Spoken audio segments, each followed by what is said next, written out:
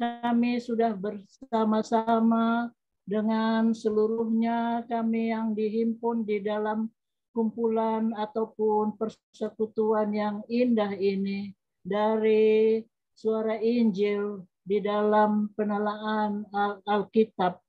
Dan kami semuanya Engkau berikan kesehatan, kekuatan, Engkau berikan sukacita. Semuanya itu adalah anugerah-Mu. Tuhan, kalau pada malam hari ini kami mau memakai waktu ini untuk bersekutu dengan-Mu, mendengarkan firman Tuhan yang akan disampaikan hamba-Mu. Urapan-Mu turun bagi hamba-Mu, Bapa, sehingga di dalam pimpinannya untuk menjelaskan firman Tuhan, kami dapat mengerti dan memahami, serta yang terutama kami dapat melakukannya. Oleh sebab itu Tuhan, saat ini kami mohon Engkau bukakan hati dan pikiran kami, sehingga kami fokus kepadamu saja. Kami masuk di dalam hadirat-Mu pada saat ini. Kami melupakan dunia dan seluruh lingkungan kami, Bapa. Kami ada bersama Engkau, karena Engkau adalah Tuhan kami, dan kami ini adalah milik-Mu.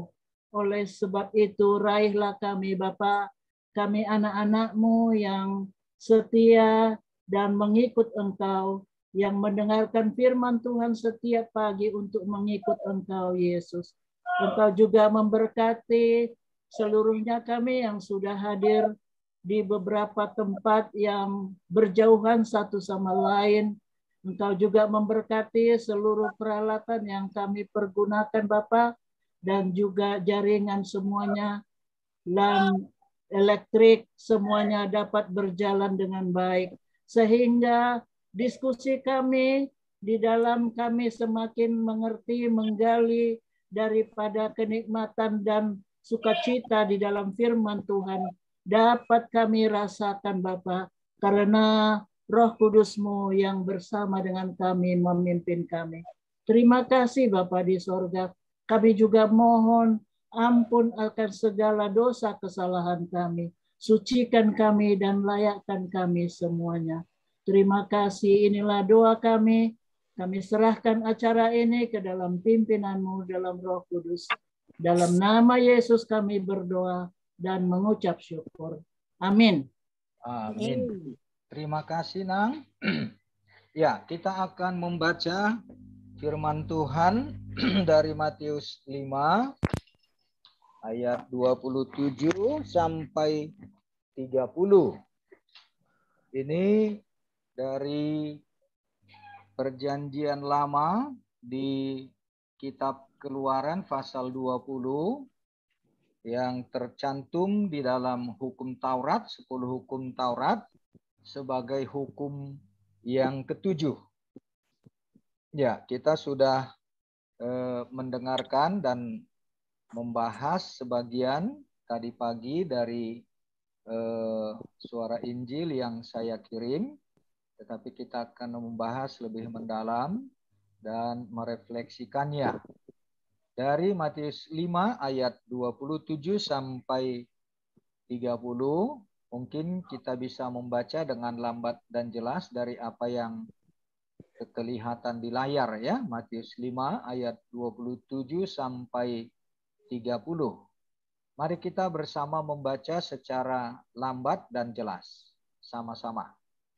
Kamu telah mendengar firman, jangan berzina.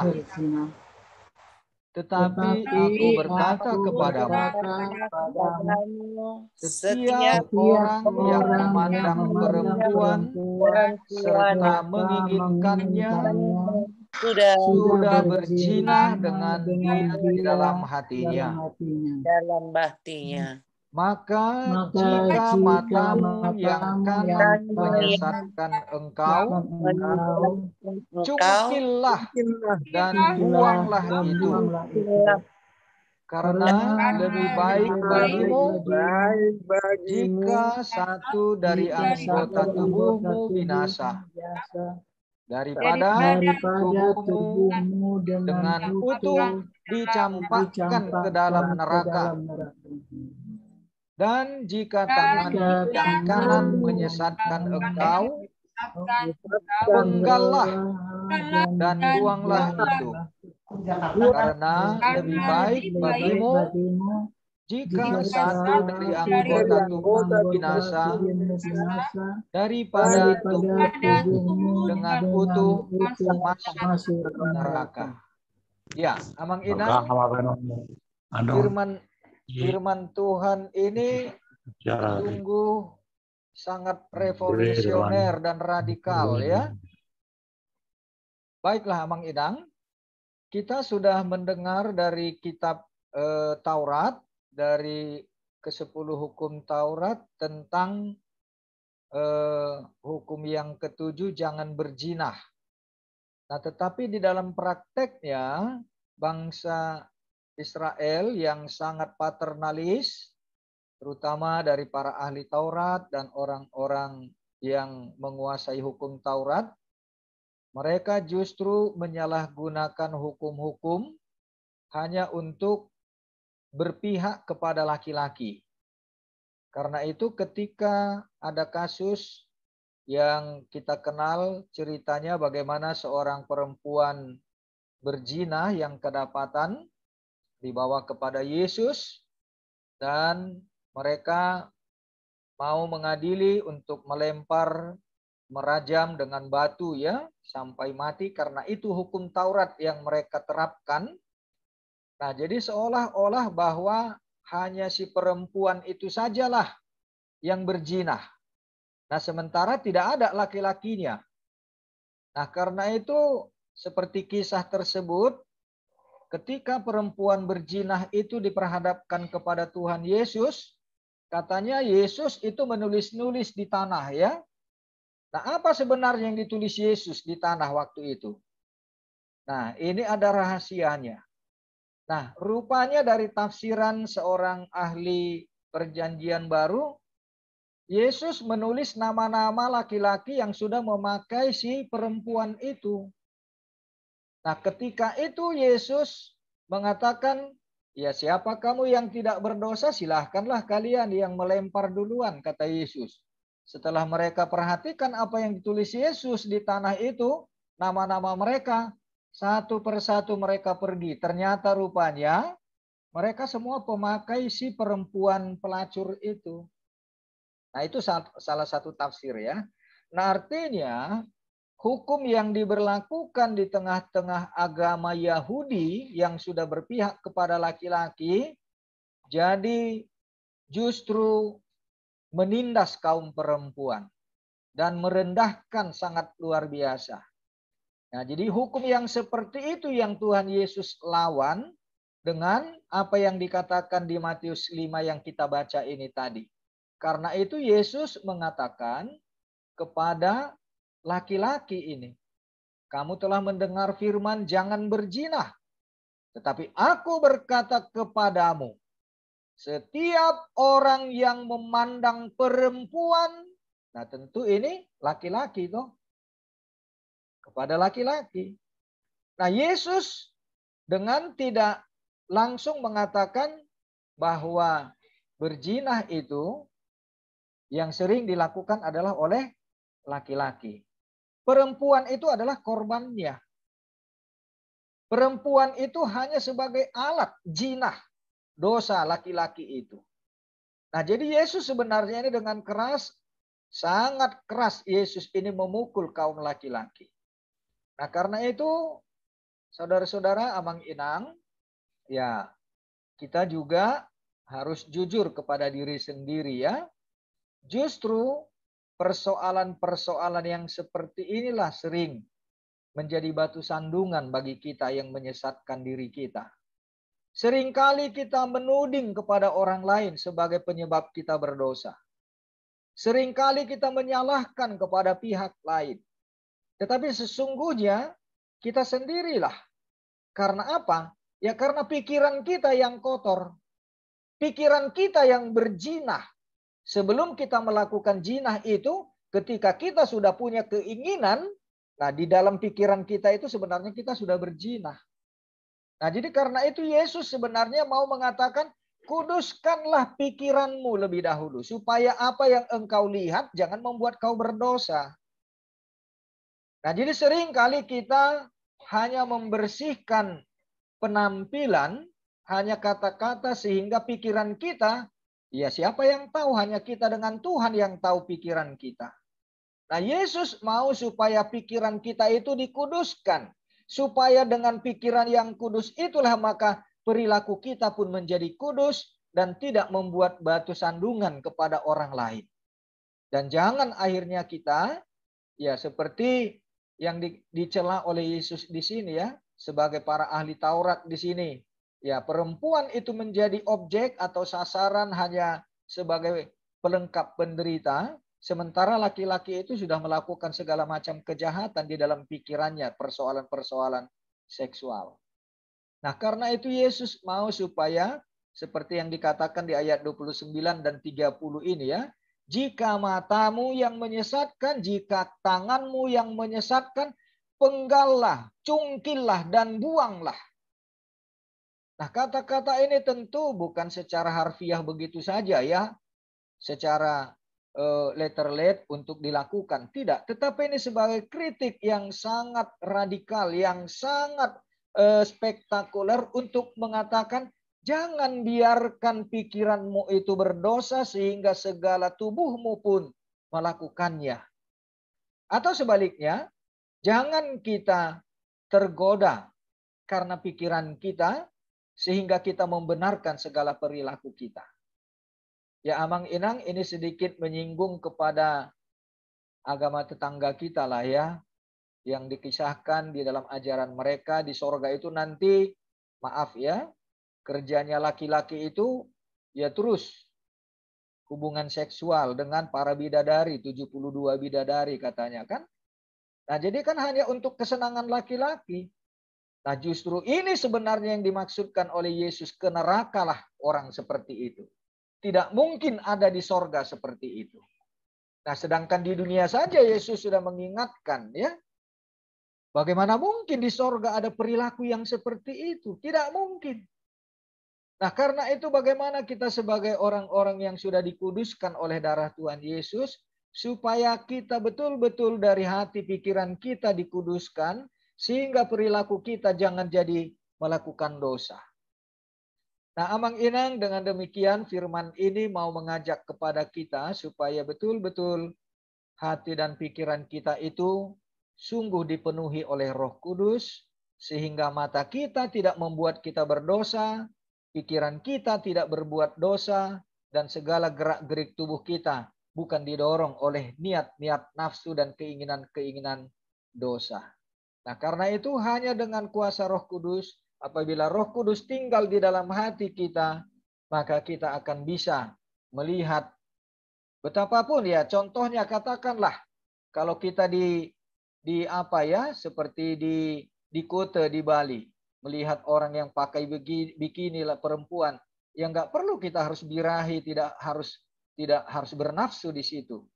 Nah, begitu juga kita dalam kehidupan kita sehari-hari. Kalau memang kita sudah dikontrol oleh kekudusan pikiran kita yang tidak menjadi kotor, ya bagaimanapun yang kita lihat tidak membuat kita berdosa. Atau akhirnya kita juga akan bisa menseleksi mana yang patut untuk kita lihat. Kalau kita memang tidak tahan iman kita, ya jangan diteruskan. Tetapi kalau kita tidak tersandung, ya dimanapun kita tidak akan berdosa. Dan inilah yang Tuhan Yesus inginkan. Dan terutama supaya jangan kita mendiskriminasi dosa itu karena orang lain. Terutama dalam hal ini kita menyalahkan kepada perempuan. Padahal pikiran kita yang jahat, kita menyalahkan orang lain. Sehingga ya prakteknya seperti tetangga kita. Harus ditutupi semua auratnya katanya. Ya padahal kan itu kan kelemahan laki-laki. Kok jadi perempuan ditindas? Nah, jadi kelemahan kita jangan kita timpakan kepada orang lain. Tetapi kuduskanlah pikiranmu. Kuduskanlah tubuhmu. Supaya apapun yang engkau lihat, apapun yang engkau jama, apapun yang engkau lakukan, itu tidak membuat dosa. Nah, jadi apa yang dikatakan oleh firman Tuhan pada saat ini, menghendaki supaya kita terjadi kekudusan dalam hati dan pikiran kita, karena ada Roh Kudus tinggal di dalam kita. Dan orang-orang yang tidak tinggal di dalam Roh Kudus dan Roh Kudus tidak tinggal di dalam dia, maka hati pikirannya bisa macam-macam dan pekerjaannya pun membawa dia kepada dosa. Ya, demikianlah Amang Inang sedikit penjelasan. Kita akan masuk di dalam diskusi. Kita membaca PA yang sudah ada tadi pagi dan kita akan mendiskusikan dan secara luas kita juga bisa sharing nanti ya. Silahkan dengan bahan ini sebagai bahan pembukaan. Pertama, apa pencobaan yang sulit kita lepaskan dan seringkali menyebabkan kita terus berbuat dosa. Bahkan justru selalu kita benarkan dan banggakan. Nah, jadi dalam bahasa Batak, adong dosa hasolo manate. Kalau dia nggak lakukan dosa itu nggak nyaman hidupnya. Nah, jadi dosa hasoloman itu seringkali juga. Dan kita bangga dengan itu. Nah, ini yang mau diingatkan oleh firman Tuhan ini kepada kita. Supaya betul-betul jangan ada lagi akar-akar dosa di dalam hati kita, pikiran kita. Dan jangan dibanggakan kalau kita berbuat dosa. Dan mungkin kita sudah tidak menganggap itu dosa. Apalagi seperti zaman kini sekarang ini ya. Dengan gerakan hak asasi manusia LGBT itu tidak merasa itu dosa lagi karena sudah disahkan secara hukum. Bahkan yang aneh bin ajaib luar biasa, kalau pendeta tidak mau memberkati yang LGBT, yang homoseks, dia dipenjara. Kalau di Eropa begitu sekarang. Berarti dia sudah melanggar hak asasi. Nah, jadi firman Tuhan ini juga mau mengingatkan kepada kita secara radikal bahwa bukan hanya persoalan apa yang dilihat, tetapi hati pikiran kita itu yang sudah berbuat dosa, maka perilaku kita pun sudah membuat kita jadi batu sandungan. Bukan hanya untuk orang lain, tetapi kepada diri sendiri juga. Ketika ada niat yang jahat di dalam hati kita, sebelum kita lakukan pun, kita sudah berdosa. Yang kedua, bagaimana agar dapat tercapai kemenangan atas keinginan hati, mengendalikan pikiran, serta seluruh indera kita. Bagaimana supaya kita bisa memenangkan godaan-godaan itu ya. Yang ketiga, apa yang harus kita lakukan agar hidup kita dapat diselamatkan dari pikiran sesat dan juga indera tubuh kita yang cenderung membawa kita untuk melakukan dosa supaya kita dibebaskan dari situ. Ya, baik Amang Inang, kita akan memakai waktu ini dengan mendiskusikan dari firman Tuhan ini. Tidak harus pertanyaan itu yang dijawab, tetapi kita bebas untuk menyinggung dari firman Tuhan ini secara lebih luas ya. Pendeta Ningrum sudah raise hand dari tadi, silakan.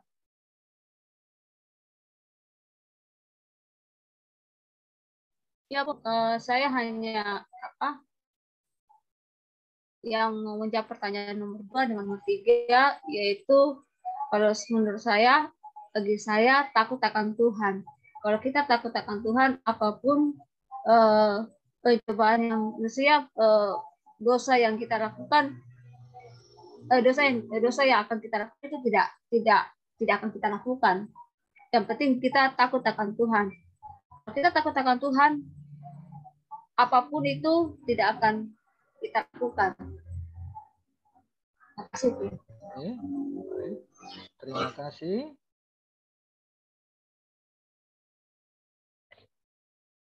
Silakan yang lain.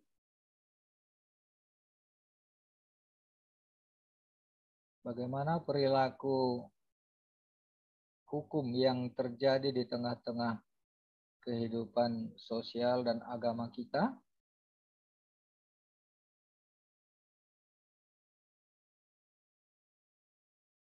Ya, Amang Boru Gerhard, putar-putar. Masih di mute. Oke. Ya. Apa yang dikatakan Pendeta Ningrum, memang benar, takut akan Tuhan itu yang paling utama. Terus yang kedua, ini tidak terlepas apa yang dikatakan Tuhan Yesus untuk kita mampu mengendalikan diri, yaitu pikullah salibmu. Salib yang paling berat bagi kita, bagaimana untuk menguasai hati dan pikiran. Ya, menguasai hati dan pikiran. Ketika kita seperti yang dikatakan tadi tulang, lihat sesuatu, kita lihat orang lain berbuat begini, kita mau begitu. Nah, itu yang diperlukan. Hati dan pikiran itu memang harus dikuduskan. Ya, harus dikuduskan. Nah, bagaimana cara menguduskannya? Nah, ini yang berat. Cara menguduskannya, pertama kita harus tahu bersyukur kepada Tuhan apa yang telah diberikan bagi kita sekarang. Setelah itu baru kita memohon kepada Tuhan. Mampukanlah saya Tuhan untuk tidak melakukan keinginan pikiran duniawi saya. Kita berdoa kepada Tuhan. Kita terus mengadakan pendekatan kepada Tuhan. Kita jangan mau menjauhi Tuhan. Ya, seperti yang dikatakan, takut akan Tuhan. Jadi jangan karena takut akan Tuhan kita langsung menjauhi, tidak. Justru ini yang perlu kita terus perjuangkan dengan selalu memohon Roh Kudus itu biar melingkupi diri kita, hati kita, pikiran kita.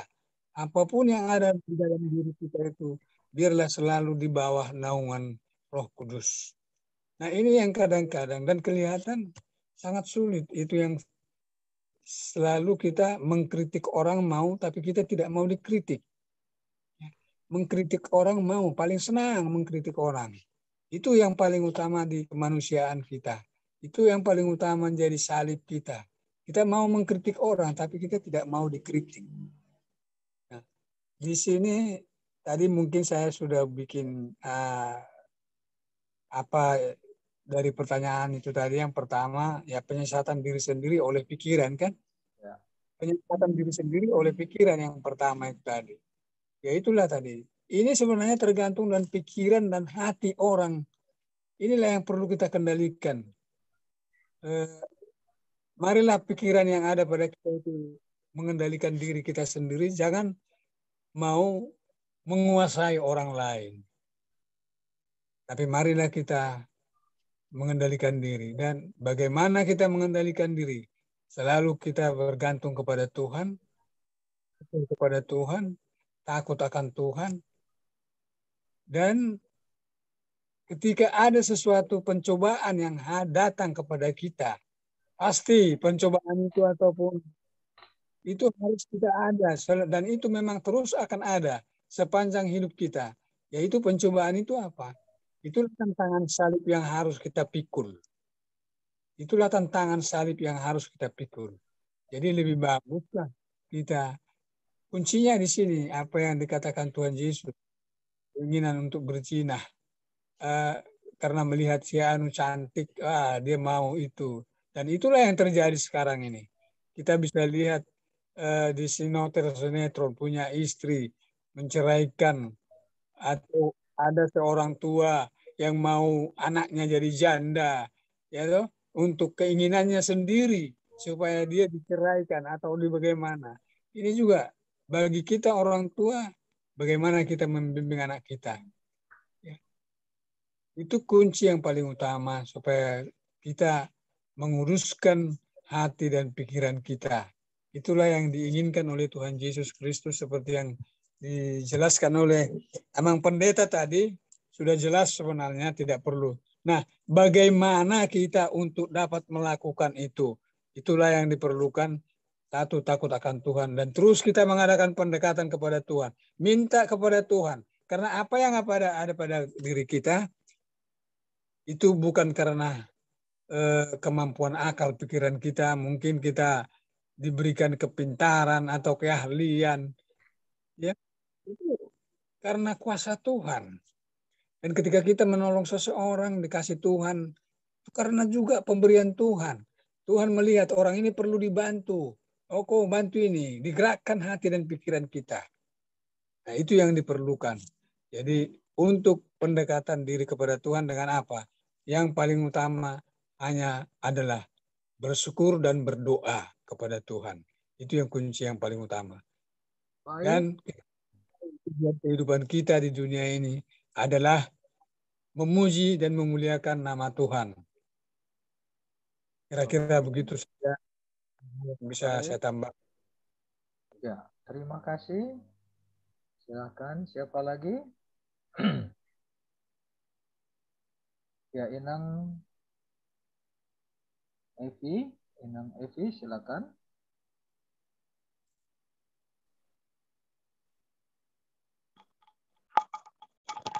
Selamat malam, Mamang. Selamat malam semuanya.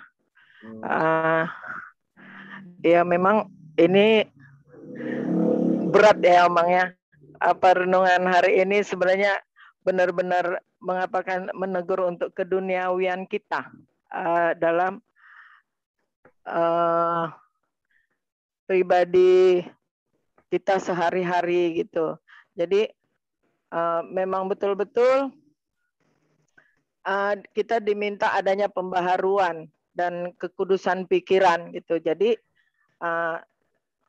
saya tadi memang sudah mengirim apa yang menjadi jawaban saya. Ya memang itu kembali yang saya ungkapkan. Apa yang sulit kita lepaskan dan seringkali menyebabkan kita terus berbuat dosa. Dan bahkan itu kita benarkan ya seperti kata Amang Gerhard tadi. Memang pikiran. Banyak kita jumpai, setiap kita manusia sulit mengendalikan pikiran kita sehingga dan membenarkan pikiran kita sendiri dalam mengungkapkan sesuatu, baik itu dia menghakimi, baik itu dia melakukan sesuatu perkataan tidak segan-segan mau di depan umum. Karena itu tadi perkataan dalam pikirannya itu bahwa pikirannya lah yang benar gitu. Jadi memang pikiran setiap manusia lah yang sulit dikendalikan, membuat seluruh hidup kita itu bisa jadi berdosa. Awalnya itu adalah dari pikiran, sehingga membuat tubuh kita berdosa baik seluruh indera kita gitu. Dan itulah yang bukan hanya zaman waktu Tuhan Yesus, tapi masih sampai zaman kita sekarang. Dan itu nyata ya emangnya ya mungkin ya kita pribadi, saya pribadi pun juga ya emangnya dengan kita misalnya emosi tanpa tahu ada cerita tapi kita emosi itu sudah menimbulkan satu pikiran yang membuat kita juga ikut jadi berdosa gitu. Jadi itu satu yang dalam kita apakan. Yang kedua, bagaimana agar kita dapat tercapai kemenangan atas keinginan hati dalam mengendalikan pikiran serta seluruh indera kita. Dalam hal inilah Amang adanya persekutuan kita dengan Tuhan.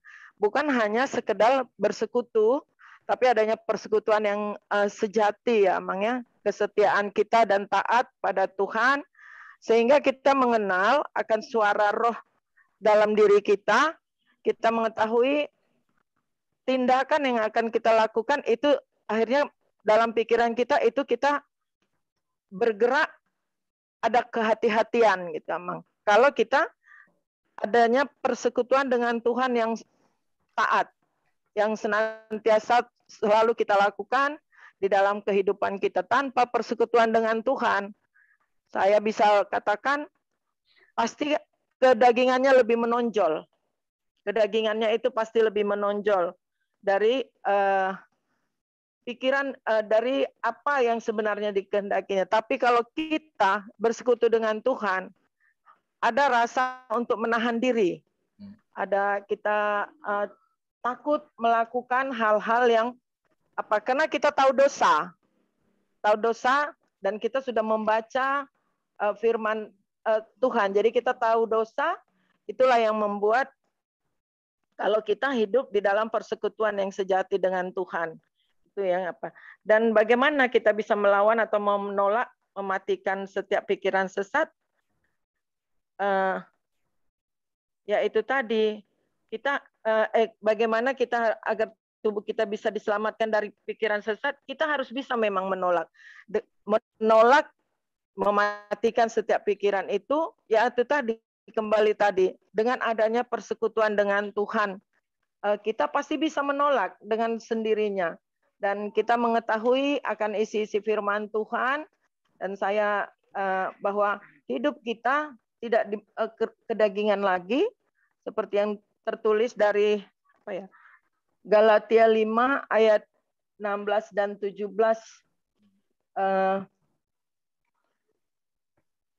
Hidup menurut daging atau roh. Maksudku ialah hidup oleh roh, maka kamu hiduplah oleh roh, maka kamu tidak akan menuruti keinginan daging. Sebab keinginan daging berlawanan dengan keinginan roh, dan keinginan roh berlawanan dengan keinginan daging. Karena keduanya bertentangan, sehingga kamu setiap kali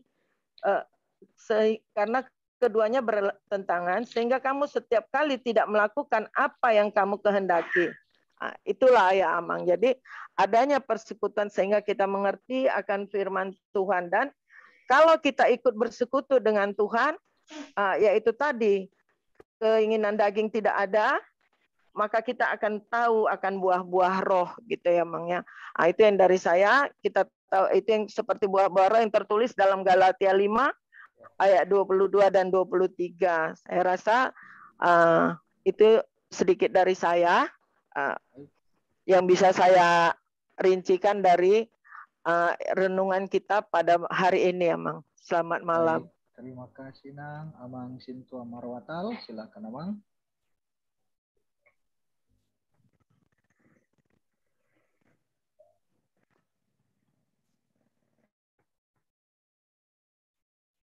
Amang Pendeta, saya boleh bertanya? Bentar Inang ya, nanti Inang setelah Amang Sintua Marwatal Hutajulu ya. Baik, maaf, Inang. baik. Ya, terima kasih. Buat raise hand-nya tolong Inang supaya langsung kelihatan. Baik. Ya, selesai Amang Hutajulu ya. Silakan Amang Hutajulu. Amang Sintua Marwatal, silakan. Belum buka. Kedengaran Abang? Ya, sudah. Kedengaran? Baik, sudah. Selamat malam Amang, Inang, kita semua, Amang Pendeta yang telah membawakan sehat-sehat kita semua sampai pada saat ini. Dari 3 pertanyaan itu, kuncinya sebenarnya bagaimana kita mengontrol pikiran kita dengan hati nurani. Jadi koneksitas antara pikiran dengan hati itu harus selalu terjalin. Jadi jangan pikiran kita sebagai manusia nafsu kedagingan, bahwa kedagingan itu ada yang positif, tetapi begitu di luar kontrol oleh hati nurani, panggora niroha. Disitulah kita bisa jatuh. Tetapi bagaimanapun dunia ini penuh dengan segala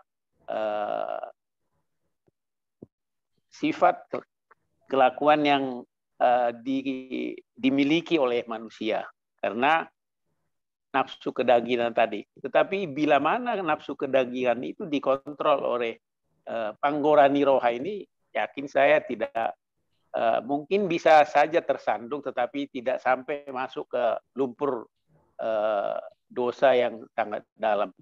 Itu yang bisa saya renungkan dari 3 pertanyaan ini. Bagaimana kita mengontrol pikiran kita itu dengan hati kita yang selalu Tajulu. Inang Riris, silakan Inang Riris. Baik. Terima kasih Amang. Amang, ini saya mau bertanya ini Amang. Ya. Saya mau bertanya yang di ayat berapa? Ayat 29 sampai ayat 30.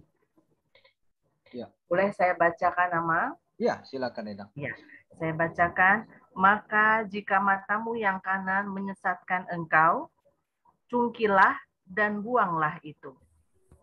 Karena lebih baik bagimu jika satu dari anggota tubuhmu binasa, daripada tubuhmu dengan utuh dicampakkan ke dalam neraka. Dan jika tanganmu yang kanan menyesatkan engkau, penggallah dan buanglah itu. Karena lebih baik bagimu jika satu dari anggota tubuhmu binasa daripada tubuhmu dengan utuh masuk neraka. Nah, yang saya tanyakan begini, Amal. Misalnya ini ada kasus ya, Amal ya. Ada kasus keluarga, rumah tangga, suami istri yang misal salah satu di antaranya melakukan zina. Ya. Apakah bisa gitu Amal ini, ayat ini sebagai alasan untuk memisahkan mereka gitu Amal? Karena saya baca di ayat di bawahnya itu kan masalahnya hal bercerai. Ya, di bawahnya hal bercerai di ayat 32 itu Yesus sedang menjelaskan yang tentang perzinahan tadi kan begitu. Di ayat 32 tetapi aku berkata kepadamu, setiap orang yang menceraikan istrinya kecuali karena zina, ia menjadikan istrinya berzina, katanya begitu. Nah, bagaimana itu Amal? Itu yang mau saya tanyakan. Ya, sebenarnya kalau perzinahan itu dilakukan secara spontan itu sudah menceraikan dirinya. Sudah membuat dia cerai dengan orang yang memang sudah menjadi satu tubuh dengan dia, suami istri gitu ya. Nah, karena itu apa yang dikatakan oleh Tuhan Yesus di sini itu menjadi satu peringatan jangan sampai terjadi perzinahan. Kalau terjadi perzinahan itu sudah perceraian. Nah, tetapi hukumnya kalau di dalam ajaran kekristenan yang itu yang ada diingatkan Tuhan Yesus yang ya akhirnya Musa karena terpaksa membuat surat cerai. Tetapi nggak boleh kawin lagi. Kalau sudah cerai jangan kawin. Nah, jadi ini sebenarnya keras sekali peringatan Yesus ini ya. Artinya supaya jangan engkau dikuasai oleh nafsumu. Jangan kita dikuasai oleh nafsu. Tuhan memberikan nafsu birahi kepada kita sebenarnya untuk hidup kudus di dalam pernikahan. Tetapi kalau itu terjadi pelanggaran, yaitu kita sudah melakukan dosa untuk keseluruhan tubuh kita. Nah, jadi kalau Tuhan Yesus membuat sebuah kiasan, ini jangan secara harfiah dilakukan ya, langsung dicongkel nanti matanya, langsung dipotong tangannya ya. Tetapi itu menunjukkan kerasnya peringatan ini. Artinya jangan gampang-gampang saja kalau sudah melakukan dosa dan merasa itu yang pertanyaan nomor 1 tadi. Nah, karena itu intinya sebenarnya supaya betul-betul kita dengan tunduk rendah hati mengaku dosa kita dan jangan diulangi. Nah, jadi sama seperti yang kasus yang saya katakan tadi, perempuan berzina yang kedapatan itu ya, dihadapkan kepada Tuhan Yesus. Nah, kan semua orang yang akhirnya Yesus katakan, siapa kalian yang enggak berdosa, dialah duluan melempar batu. Akhirnya pergi satu-satu dan tinggal Yesus dengan perempuan itu. Jangan lakukan lagi. Nah, jadi itu sebenarnya. Yesus mau mengampuni, tetapi kita jangan ulangi. Artinya ya kalau memang kita jujur kepada diri sendiri, siapa yang nggak berdosa kita ini? Tapi jangan nikmat dengan dosa dan jangan benarkan itu. Dan akhirnya ya dibuat lagi hukum kepalsuan ya, seperti ahli-ahli hukum kita ini kan pintar sekali dia. Apalagi kami Aka Nauksomal di Hatani Tuhani banyak sekali ayat-ayat yang bisa membenarkan kejahatannya. Dikutip ayat ini untuk membenarkan, yaitu kan kejahatan yang berlapis lagi. Artinya kebohongan tetap akan berbuahkan kebohongan. Karena itu tunduk dengan rendah hati, mengaku kita berdosa, tapi jangan ulangi. Itu yang Yesus mau. Nah, tetapi seringkali orang tidak mau mengaku dan bahkan menyalahkan orang lain. Dan dia terus dengan bertopengkan kepalsuan. Dia terus melakukan dosa tetapi berpura-pura. Dan dia jadi orang yang terhormat. Atau bahkan justru dibuat lagi hukum-hukum dengan firman Tuhan, ayat-ayat untuk membenarkan kesalahannya. Nah, jadi ini yang Yesus mau ingatkan sebenarnya. Nah, jadi kalau mau dikatakan di ayat 32 itu, Yesus mau katakan, jangan pernah berzina. Kalau engkau sudah berzina, itu sudah cerai. Nah, tetapi ketika kita sudah diingatkan, ya siapa yang nggak pernah berdosa ya, jangan lagi lakukan. Nah, intinya itu sebenarnya. Dan jangan bangga dengan dosa. Jangan tutup-tutupi dosa. Dan jangan engkau merasa dirimu tidak berdosa. Nah, jadi siapa kita yang nggak berdosa? Nah, tetapi jangan ulangi. Dan jangan nikmat dengan dosa. Nah, karena itu, apa yang tadi saya katakan dalam istilah bahasa Batak itu ya, banyak sekali kita dosa hasoloman. Kalau nggak dilakukan, nggak nikmat rasanya hidup ini. Karena dia sudah menikmati dosa. Dan akhirnya dia buat segala macam pembenaran dengan ayat-ayat firman Tuhan, dengan segala macam hukum-hukum dunia ini. Ya, segala pengetahuan dunia ini akan dipakai juga untuk membenarkan segala kejahatan. Nah, jadi di hadapan Tuhan, Tuhan tahu semua itu.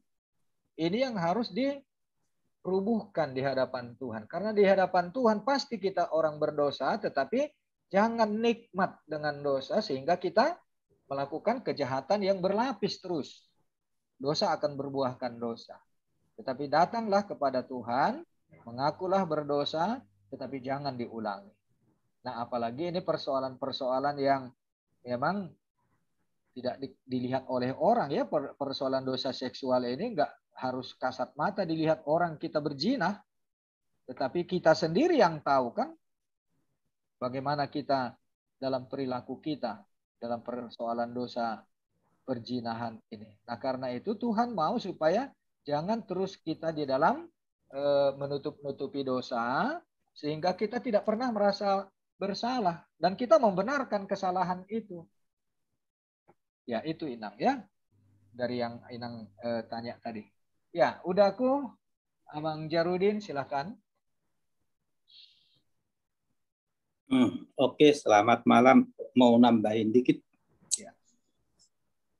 Ya, jadi semuanya kan kita sudah tahu bahwa setelah kejatuhan manusia ke dalam dosa, ya. Nah, tentu di sana dari sudut pandang Allah tidak ada lagi yang benar, satu pun tidak, ya. Tidak ada yang benar, seorang pun tidak. Sudah dari sudut pandang Allah. Jadi manusia itu bagaimanapun ceritanya membenarkan diri sudah tidak ada lagi yang benar. Itu yang pertama. Lalu kita lihat juga ya, tetapi walaupun Tuhan melihat seperti itu, Tuhan memelihara manusia itu juga. Ya, kita lihat memang setelah manusia jatuh ke dalam dosa, itu ada bargaining di sana bahwa seketika engkau melanggar hukumku itu kau akan mati, kan kurang lebih begitu di Kejadian 2 ya. Tetapi di Kejadian 3 itu ada bargaining ya dari Tuhan kita sendiri bahwa manusia itu tidak langsung dimatikan, tidak langsung dilenyapkan manusia itu. Tetapi kita lihatlah di Kejadian 3 ayat 15, di situ dia sudah membuatkan bahwa akan ada yang menyelamatkan manusia kelak. Ya, itu pangkalnya.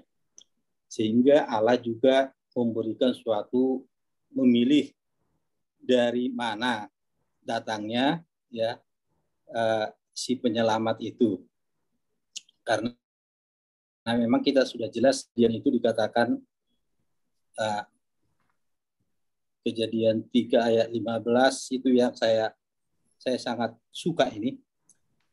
Aku mengadakan permusuhan antara engkau dan perempuan ini, antara keturunanmu dan keturunannya.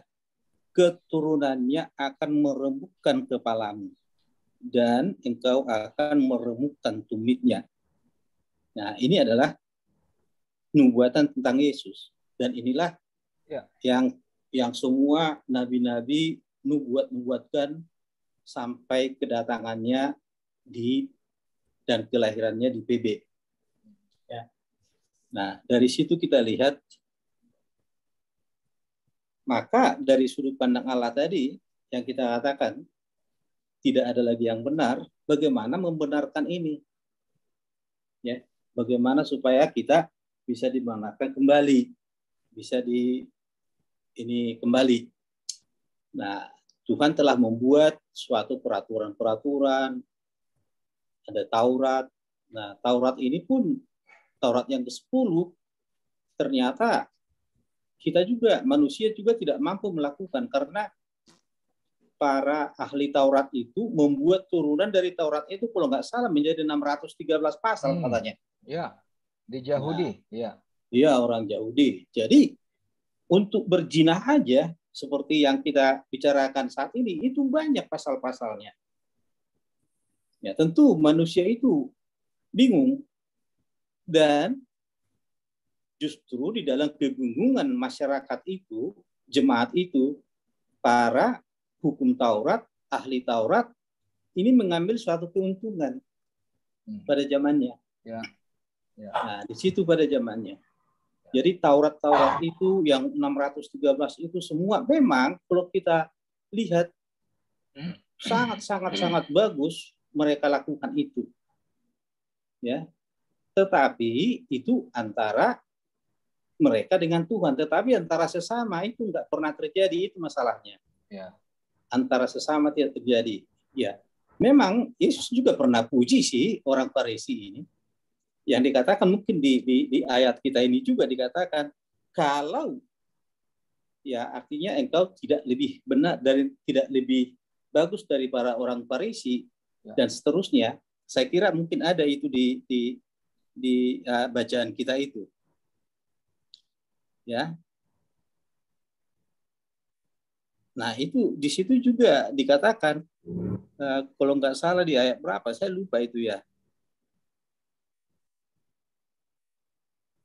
Yang bagaimana itu? Nah, maka aku berkata kepadamu, sebetulnya maksud saya Yesus juga untuk pelaksanaan secara manusiawi, Yesus juga memuji orang Farisi ini, ada pujian juga, itu yang ayat 20 emangnya. Ya. Jika hidup keagamanmu tidak lebih benar daripada hidup keagamaan ahli-ahli Taurat dan orang-orang Farisi, sesungguhnya kamu tidak akan masuk ke dalam kerajaan surga, gitu ya. Kalau pelaksanaan secara fisik, ya, secara lekterleh itu mereka jago. Betul. Mereka sangat-sangatlah. Nah, tetapi Yesus kan seperti Amang bilang, tidak itu yang dikehendaki, tetapi sesama pun harus dilihat, bukan hanya ke atas, sesama pun, sesama manusia harus dilihat. Makanya secara revolusioner Yesus membuat ini. Memang itu dikatakan di sini sih, memang agak mengerikan juga kalau dikatakan mata cungkil mata, ya, cungkillah matamu dan penggallah tanganmu dan lain sebagainya. Nah, tetapi yang kita lihat setelah kita pelajari semua, kita renung-renungin sih, saya renung-renungin ya. Mengapa ke mata sasarannya ini? Mata itu adalah jendela hati. Betul. Ya. Ya. Karena mata itu jendela hati. Jadi kadang-kadang kita lihat ya dari mata turun ke hati, yaitu lagu juga banyak seperti itu ya, dari mata turun ke hati, bukan hanya ini dari mana lintah dan sebagainya, ada pepatahnya ya, dari mata turun ke hati ya. Ya kita lihat juga seperti tadi kejatuhan dosa manusia itu dari mata Hawa melihat turun ke hati, diolah dan dipikirkan, jadilah. Simpson juga demikian. Ya, dia lihat itu putri Filistin itu bagus, cantik, dia jatuh hati. Nah, Daud juga begitu. Sampai dia berselingkuh. Dan lain-lain. Jadi yang dikatakan oleh Yesus itu adalah bagaimana kita self control, ya. Kita mengontrol mata kita supaya apa yang kita lihat itu sebagai jendela hati kita, supaya hati kita itu bisa kita lindungi gitu. Ya. Nah, caranya bagaimana? Yang tadi bahwa dari sudut pandang Allah itu semua manusia sudah tidak ada yang benar lah. Ya, semua manusia sudah berdosa. Kalau seseorang itu mengaku dia orang baik dan lain sebagainya, Tuhan sendiri juga mengatakan, kenapa kamu mengatakan aku baik? Hanya Tuhanlah yang baik. Jadi manusia nggak ada yang baik. Tetapi menurut yang saya pikir-pikir, Tuhan itu adalah pemurah. Pemurah ya. Salah satu yang saya lupa itu ayatnya di mana, Mang ya. Tetapi ada dia katakan ya, tanpa iman tidak mungkin orang berkenan kepada Allah. Tanpa iman. Jadi Yesus akhirnya melihat ya, imanlah yang menyelamatkan kita. Ya, jadi itu yang mau ditekankan sama Yesus juga. Tanpa iman, nah tidak akan bisa berkenan kepada Allah. Kalaupun kita, ya sekalipun kita donatur pembangunan gereja dan lain sebagainya, tanpa iman itu di mata Tuhan tadi itu saya katakan tidak baik. Tetapi karena Yesus mengatakan dengan iman, nah iman itulah yang membuat kita berkenan kepada Allah. Saya lupa deh kalau itu ayatnya di mana. Ya, karena ada juga dikatakan satu saya ingat juga secara hafalan-hafalan ya, segala sesuatu yang tidak berdasarkan iman apapun kita lakukan adalah dosa. Jadi bisa-bisa kita, Yesus yang melihat itu, hati kita itu. Kebanyakan yang berpura-pura itu. Walaupun kita memberikan ratusan juta misalnya ke panti asuhan, segala macam, bukan dari iman, itu adalah dosa. Kata Yesus, bukan kata saya ya. Kata Yesus. Berarti salah satunya pun iman, jalan kita pun adalah iman. Nah, iman kita itulah yang menyelamatkan kita untuk tidak mencungkil mata. Ya, supaya kita tidak melakukan pencungkilan mata itu tadi dan juga tidak melakukan pemenggalan anggota tubuh kita. Iman itulah yang menyelamatkan kita. Karena memang hidup ini menurut saya itu banyak kan bertikai di otak kita, di intelijensi kita itu yang bermain gitu. Hati kita berpikir begini, pikiran kita bagaimana, sebenarnya di situ. Inilah yang sangat-sangat melemahkan kita sebagai manusia, karena memang kita itu bukan robot, karena kita diberikan Tuhan free will itu. Kalau kita salah free will ini sedikit, tanpa iman itu segala sesuatunya adalah dosa. Jadi mungkin itu yang bisa saya katakan dulu di malam hari ini, ya. Dan juga ciri khas yang bisa kita lihat di Yesaya kalau tidak salah dikatakan tidak ada damai sejahtera bagi orang fasik.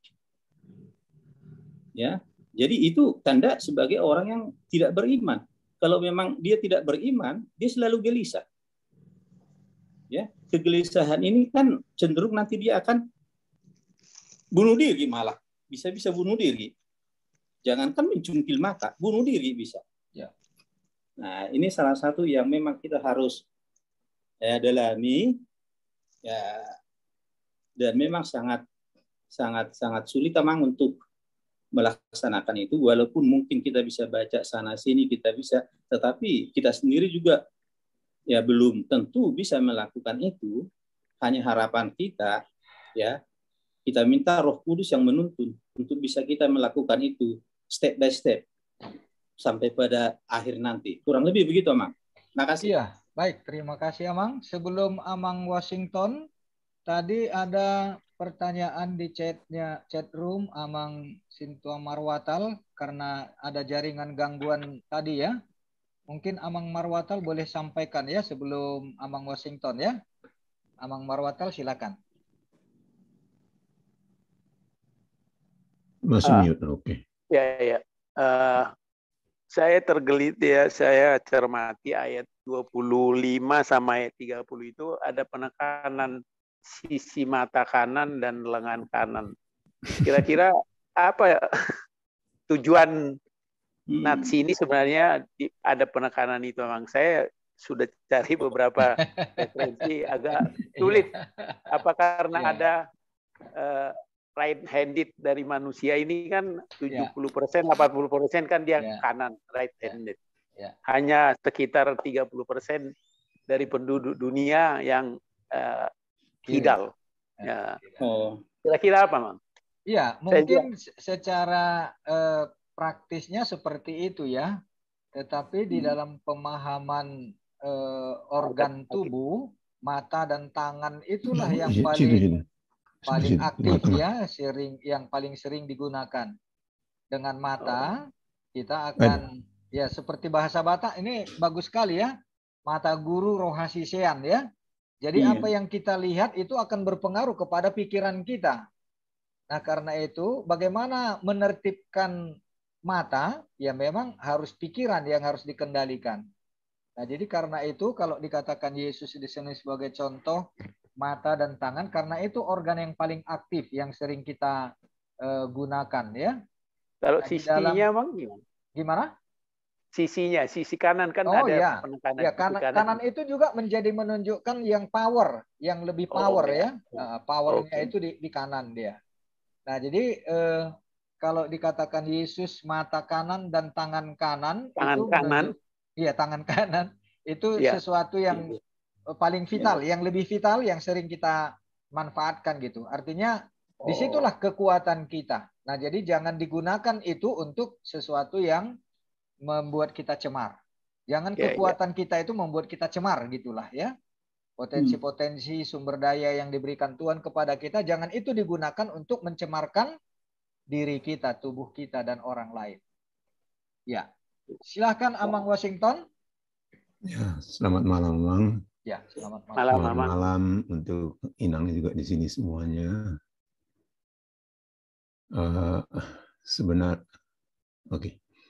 Jadi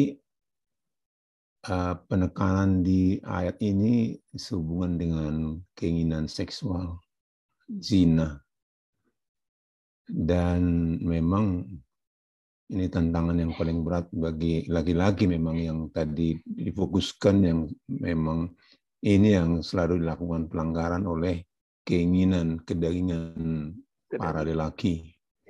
Kalau seperti di Amerika ini,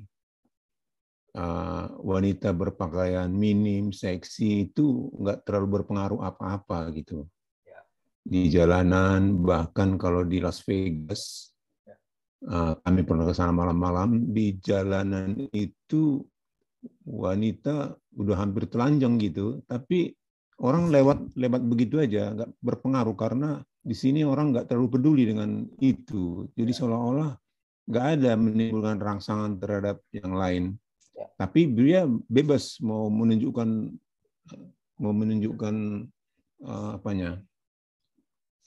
bagian-bagiannya yang menimbulkan rangsangan seks.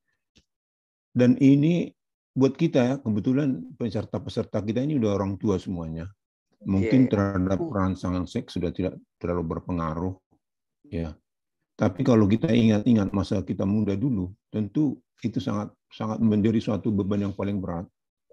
Walaupun kita baca misalnya seperti ayat yang tadi sering juga pengalaman saya pribadi ini, saya selalu baca ayat itu mengenai jika ada keinginanmu melihat wanita lain bahwa kamu sudah berdosa dalam hatimu. Bagi pemuda, bagi kita dulu, bagi masa muda, itu suatu beban yang paling berat. Artinya kita nggak pernah bisa merasa kudus. Karena pikiran kita selalu, bahkan mungkin banyak laki-laki yang menyimpan video-video porno. Nah, ini beban yang paling berat buat lelaki lah. Buat kita di sini peserta, saya bilang lagi memang terlalu berat dalam hal ini. Tapi sebenarnya Yesus menekankan ayat ini, masalah batin dan masalah roh dan masalah kedagingan. Buat kita orang Kristen, iman memang suatu paling pokok yang seperti yang dikatakan Amang Siagian ya, Amang Jarudin Siagian. Masalah iman. Kita sudah diberikan pengajaran bahwa dengan Yesus Kristus sebagai Tuhan dan Juru Selamat kita, bahwa kita telah diampuni, terbebas dari dosa. Berarti buat kita orang Kristen, sebenarnya kita tidak berdosa lagi. Ya, itu kita imani. Tapi banyak kita orang Kristen juga nggak percaya. Apakah benar aku betul-betul terbebas dari dosa? Apakah aku sudah bisa selamat? Apakah aku memang kudus dan berkenan bersama dengan Allah Bapa di surga dengan kekudusannya yang mungkin tidak tolerir terhadap sedikit pun dosa. Setitik dosa pun bagi Allah tidak berkenan baginya untuk kita bisa masuk ke dalam kerajaannya. Tapi bagi kita orang Kristen, kita sudah benar-benar bahwa kita telah terbebas, terlepas. Sukacita itu ada sama kita. Bahwa kita tidak pernah lagi ada dibebani oleh dosa. Dan kita itu yakini. Kita percaya itu. Banyak yang kita didakwa oleh diri kita sendiri kan. Bahwa kita nggak benar-benar bahwa kita bersih dari dosa. Kita didakwa oleh diri kita sendiri. Kau nggak benar, kau bisa bersih. Tapi sebenarnya, itu yang kita imani, bahwa Yesus telah melepaskan kita, bahwa Yesus telah mensucikan kita, bahwa kita kudus. Dengan kudus itu, kita mengundang Roh Kudus dalam diri kita. Sehingga Roh Kudus itulah yang berkuasa, menuntun kita, membuat kita jijik, membuat kita tidak suka, membuat kita tidak senang, membuat kita tidak berkeinginan lagi terhadap hal-hal yang buruk, hal-hal yang jahat, hal-hal yang menyakitkan hati orang, hal-hal semua itu.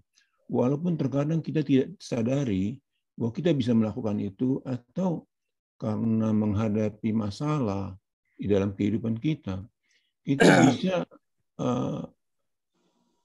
salpu makarai atau apalah itu, atau terlanjur atau apalah, sehingga kita jadi menyesali lagi karena kita memang nggak suka lagi dengan hal-hal yang menyakitkan, nggak suka lagi dengan hal-hal yang bertentangan dengan nurani kita yang sudah suci gitu, yang sudah kudus.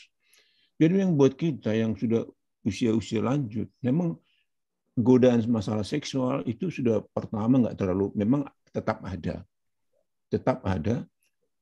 tapi dengan kuasa, dengan keindahan yang kita rasakan dalam kekudusan, kita nggak suka itu gitu.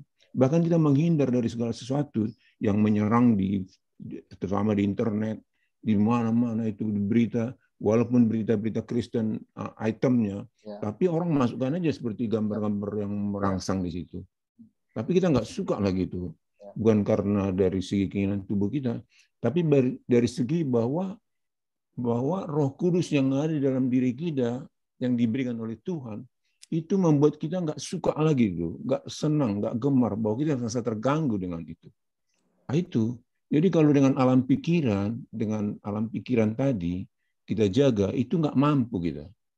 Hanya karena memang Roh Kudus, bukan karena pikiran, bukan kita mampu kita mengandalkan pikiran, enggak. Tapi karena kita sudah disucikan, sudah kudus menurut perasaan kita, sehingga hal itu tidak kita inginkan lagi dalam segala hal yang nggak menyenangkan Tuhan, buat kita itu udah nggak mau lagi lah gitu. Dan secara sengaja kita tidak akan pernah melakukan itu karena kita sudah benar-benar dipenuhi Roh Kudus yang menuntun kita dalam segala kehidupan kita. Nah, itu saya kira, Mang. Sebab begini, sangat beda sekali ya dengan ajaran Islam. Kalau sekarang ini kan kita bisa baca semua ajaran Islam di YouTube itu dengan terbuka semuanya. Seperti Muhammad yang inginkan anak keponakannya sendiri terus mengeluarkan ayat. Nah, itulah yang berlaku terhadap orang-orang yang tidak mengenal Tuhan yang benar gitu. Jadi saya yakin bahwa Tuhan menuntun kita dalam kebenaran karena Dia adalah kebenaran, dan itu yang dilakukan kita. Dan itu yang kita lakukan untuk kita dapat mencapai seperti apa yang dikehendaki Allah untuk menyelamatkan kita manusia yang dikasihinya untuk bisa kembali di dalam kemuliaan Allah. Nah, itu saya kira, Mang. Terima kasih. Terima kasih. Enang Sintua Vinca, silakan Enang.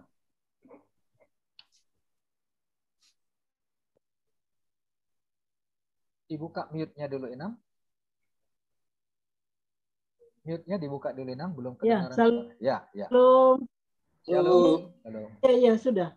Ya. Sudah dengar suaranya? Sudah. Dengar. Terima kasih. kalau saya telusuri, jadi hal yang kita bicarakan secara panjang lebar dari mulai tadi itu, rupanya pada zaman dahulu itu 2000 tahun yang lalu, lebih lagi 2000 tahun yang lalu itu sudah ada ya, sudah ada rupanya. Nah, jadi katakanlah dosa itu ya nggak habis-habis, jalan terus sampai saat ini. Kalau dipikir-pikir, kenapa ya nggak bisa punah ini dosa ini begitu? Ya, jadi sebenarnya apa yang kita bicarakan tadi itu rasanya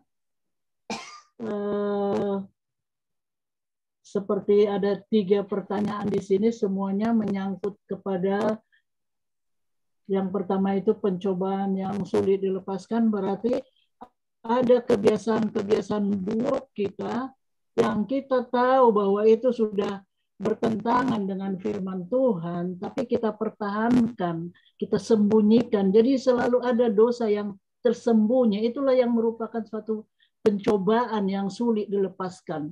Jadi bisa saja seseorang itu bekerja di gereja dan sebagainya, tapi ada satu dosa yang disembunyikannya, yang nggak bisa dihilangkannya, walaupun dia membawakan firman Tuhan di langgatan gitu, membawakan agenda dan sebagainya. Ya. Tapi itu tetap berjalan terus. Inilah yang sangat disayangkan.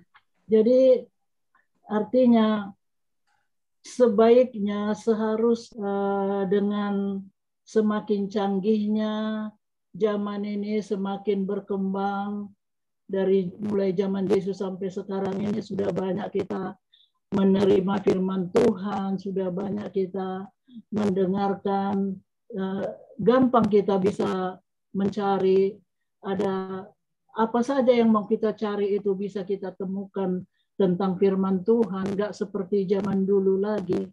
Jadi seharusnya tidak akan ada lagi dosa-dosa yang disembunyikan. Jadi nah inilah yang tolong kita ingatkan kepada semua orang, karena ini nggak ketahuan ini. Kalau mencuri ya bisa saja ketahuan, kalau korupsi bisa saja ketahuan. Tapi ada dosa yang disembunyikan, yang pribadi sekali, itu nggak ada orang yang mengetahuinya.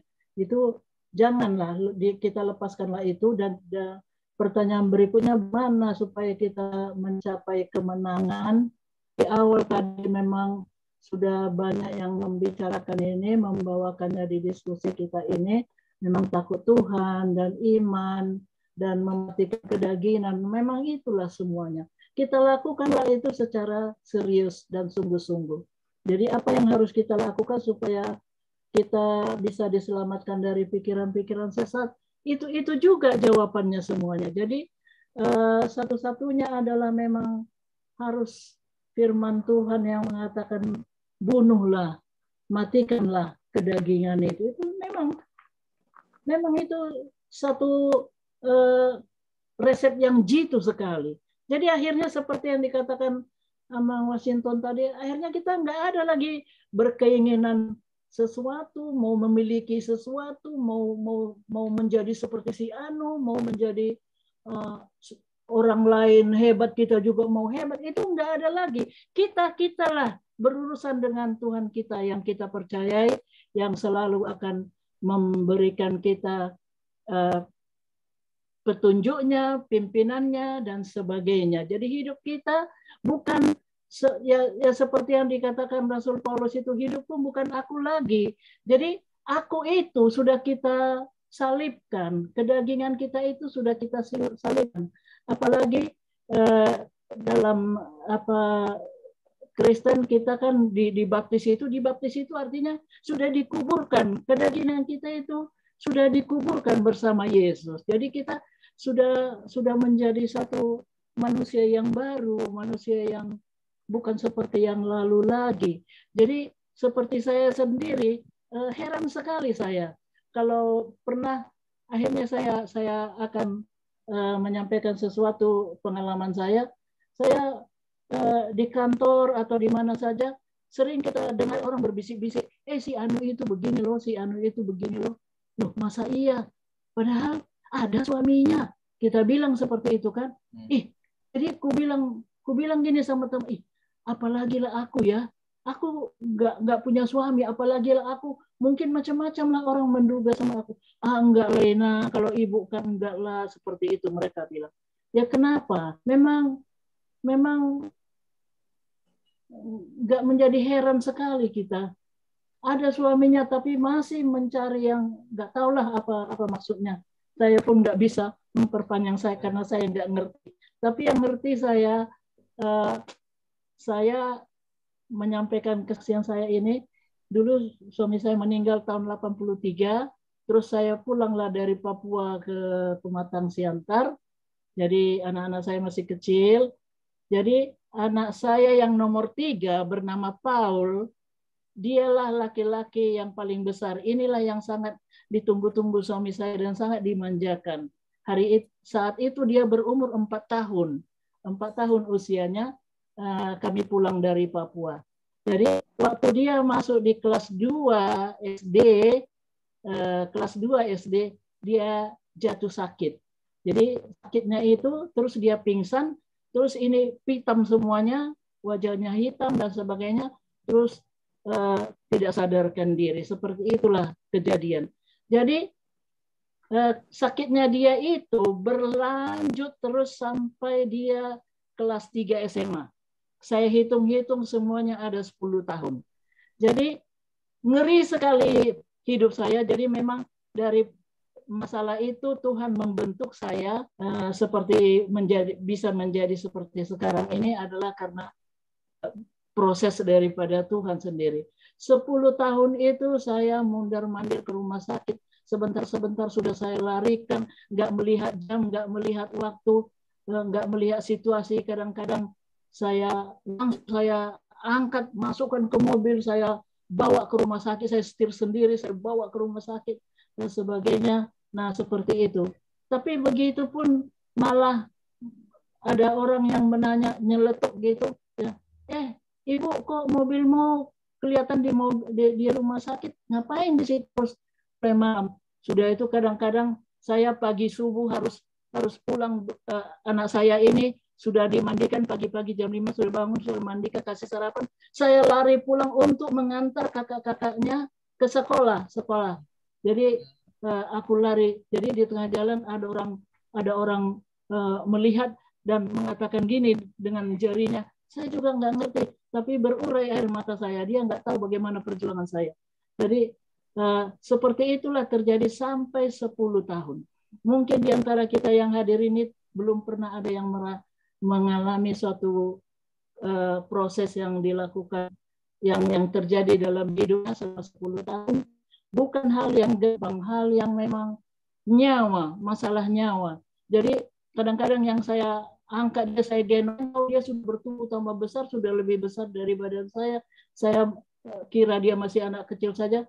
Sampai pernah kami jatuh berdua di aspal, sampai sekarang luka di kakiku ini masih ada bekasnya. Jadi yang uniknya kalau dia kambuh tidak ada pertolongan yang lain-lain. Harus saya sendiri yang membawa, melarikan ke sana kemari. Tidak ada adik saya, ada tantenya, ada tulangnya, ada opungnya dan sebagainya di Siantar. Itu semuanya persis tidak, atau kadang-kadang pas dia kumat mobil mogok dan sebagainya. Pokoknya bukan hanya satu masalah, bertimpa lagi dengan masalah, bertimpa lagi dengan masalah. Jadi sekarang sesudah saya sudah bisa berkipas-kipas, saya kenang lagi. Dari situ saya mengerti apa maksud Tuhan. Jadi maksud Tuhan memang menjaga saya, supaya jangan ada yang menggoda saya. Maksud Tuhan menjaga saya. Saya keluar masuk rumah saya, sampai dokter suruh pulanglah ibu, tidak ada sakitnya. Tidak ditemukan sakitnya. Tapi dia pingsan. Saya bilang, ngapain aku pulang dokter? Ngapain? Ibu ini lucu. Orang pasien biasanya mau minta cepat pulang. Lantas ibu ini disuruh pulang, nggak mau. Ngapain aku pulang dokter? Nanti aku pulang seminggu lagi, aku datang lagi ke sini. Saya bilang begitu. Jadi begitulah. Kalau air mataku itu sudah berember-ember saya kira. Tapi memang seperti itulah kejadiannya 10 tahun lamanya. Dan sesudah itu Sesudah dia tamat SMA, dia kuliah, dan lucunya sembuhnya dia, saya belum tahu firman Tuhan pada saat itu. Sembuhnya dia adalah sembuh dengan jari saya yang 3 ini, saya taruh di kepalanya. Saya bilang, di mana mang sakitnya? Di mana mang sakitnya? Dibilang mau kambuh, mau kambuh katanya. Kalau dia mau kambuh, dia bisa rasakan, dia kasih tahu dulu. Karena dia sudah dewasa pada saat itu. Saya bilang, di mana sih sakitnya? Di sini katanya. Jadi saya bilang, nggak mau lagi, aku bawa ke rumah sakit. Gitu aja kerja kita terus, nggak mau lagi. Udahlah Tuhan, udahlah. Aku sudah puas membawa dia berobat. Sudah puas aku merawat dia. Paling-paling sebentar lagi aku tunggu. Bentar lagi ku gelarlah tikar di rumahku ini. Ku panggil tetanggaku. Sudahlah Tuhan. Sudahlah, aku sudah rela. Aku sudah rela. Sampai saya katakan seperti itu. Jam 10 malam ini. Jadi, lantas saya tanyalah. Ada suara mengatakan, tanya di mana sakitnya. Saya tanyalah, di mana sakitnya. Di sini katanya, di atas kepala. Di sini saya bilang tidak katanya. Di sini saya bilang tidak. Di sini saya bilang iya katanya. Di sini katanya. Sesudah itu saya bilang, tidak akan kulepaskan tanganku ini sebelum kau Tuhan menyembuhkan dia. Saya belum tahu firman Tuhan. Saya belum tahu bahwa itu ada tertulis pada waktu Harun Musa itu, mengapa bangsa Filistin mereka ditopang dengan tangannya. Sesudah itu saya baca di dalam Alkitab, saya bilang, loh ini sudah kualami, loh ini sudah kualami. Seperti itu. Jadi aku alami dulu baru aku baca di dalam Alkitab. Rupanya ada begitu. Saya bilang, tidak, saya lepaskan tanganku ini Tuhan sebelum kau sembuhkan dia. Saya pun nggak tahu kok bisa saya ngomong seperti itu. Saya belum tahu melayani, saya belum tahu firman Tuhan. Jadi memang betul lah, sampai akhirnya kelelahan tangan saya ini terjatuh, dan memang jam 2 pagi saya lihat kami terbangun, tertidur kami di kursi, kami terbangun, dan sesudah itu kutanya, sudah masih sakit mang? Aku takut kalau dikatakannya masih sakit lagi. Dalam ketakutan aku menunggu jawabannya. Terus dia pun heran, dia bilang, tidak, sampai detik ini sembuhlah sakitnya itu. Jadi dari situlah aku melangkah. Dari situlah aku datang kepada Tuhan. Karena hanya pertolongannya lah aku bisa melewati semuanya hidupku. Dan di samping 10 tahun dia yang sakit itu, 10 tahun juga mujizat berganti-gantian datang, berganti-gantian datang. Sangat-sangat luar biasa. Sehingga sampai saat ini saya tidak bisa lupakan itu. Kalau saya ceritakan kisahnya itu panjang sekali, tapi udah sampai segitu aja. Jadi itulah yang memang menjadi kehidupan seorang Kristen yang tergolong sebagai anak Tuhan, yang adalah milik Tuhan, yang adalah yang dikasihi Tuhan dan yang mengasihi Tuhan, sehingga kita itu menyatu dengan Tuhan. Tidak artinya kita kenal Tuhan itu kalau hari Jumat atau kalau hari Sabtu seperti ini, dalam diskusi seperti ini baru kita dengan Tuhan, menyatu dengan Tuhan. Tidak, tapi setiap menit daripada kehidupan yang kita lalui, kita tetap tidak terlepas daripada Tuhan. Jadi itulah sebabnya akhirnya saya pun bertekad, saya bilang sama Tuhan, Tuhan, aku mau melayani, mau yang sakit, mau yang bagaimana, hadirkanlah ke tengah-tengah kehidupanku supaya aku melayani. Karena aku sudah merasakan bagaimana pertolongan Tuhan di dalam hidupku, sehingga aku kemana-mana hanya untuk melayani. Diminta atau tidak diminta, saya datang.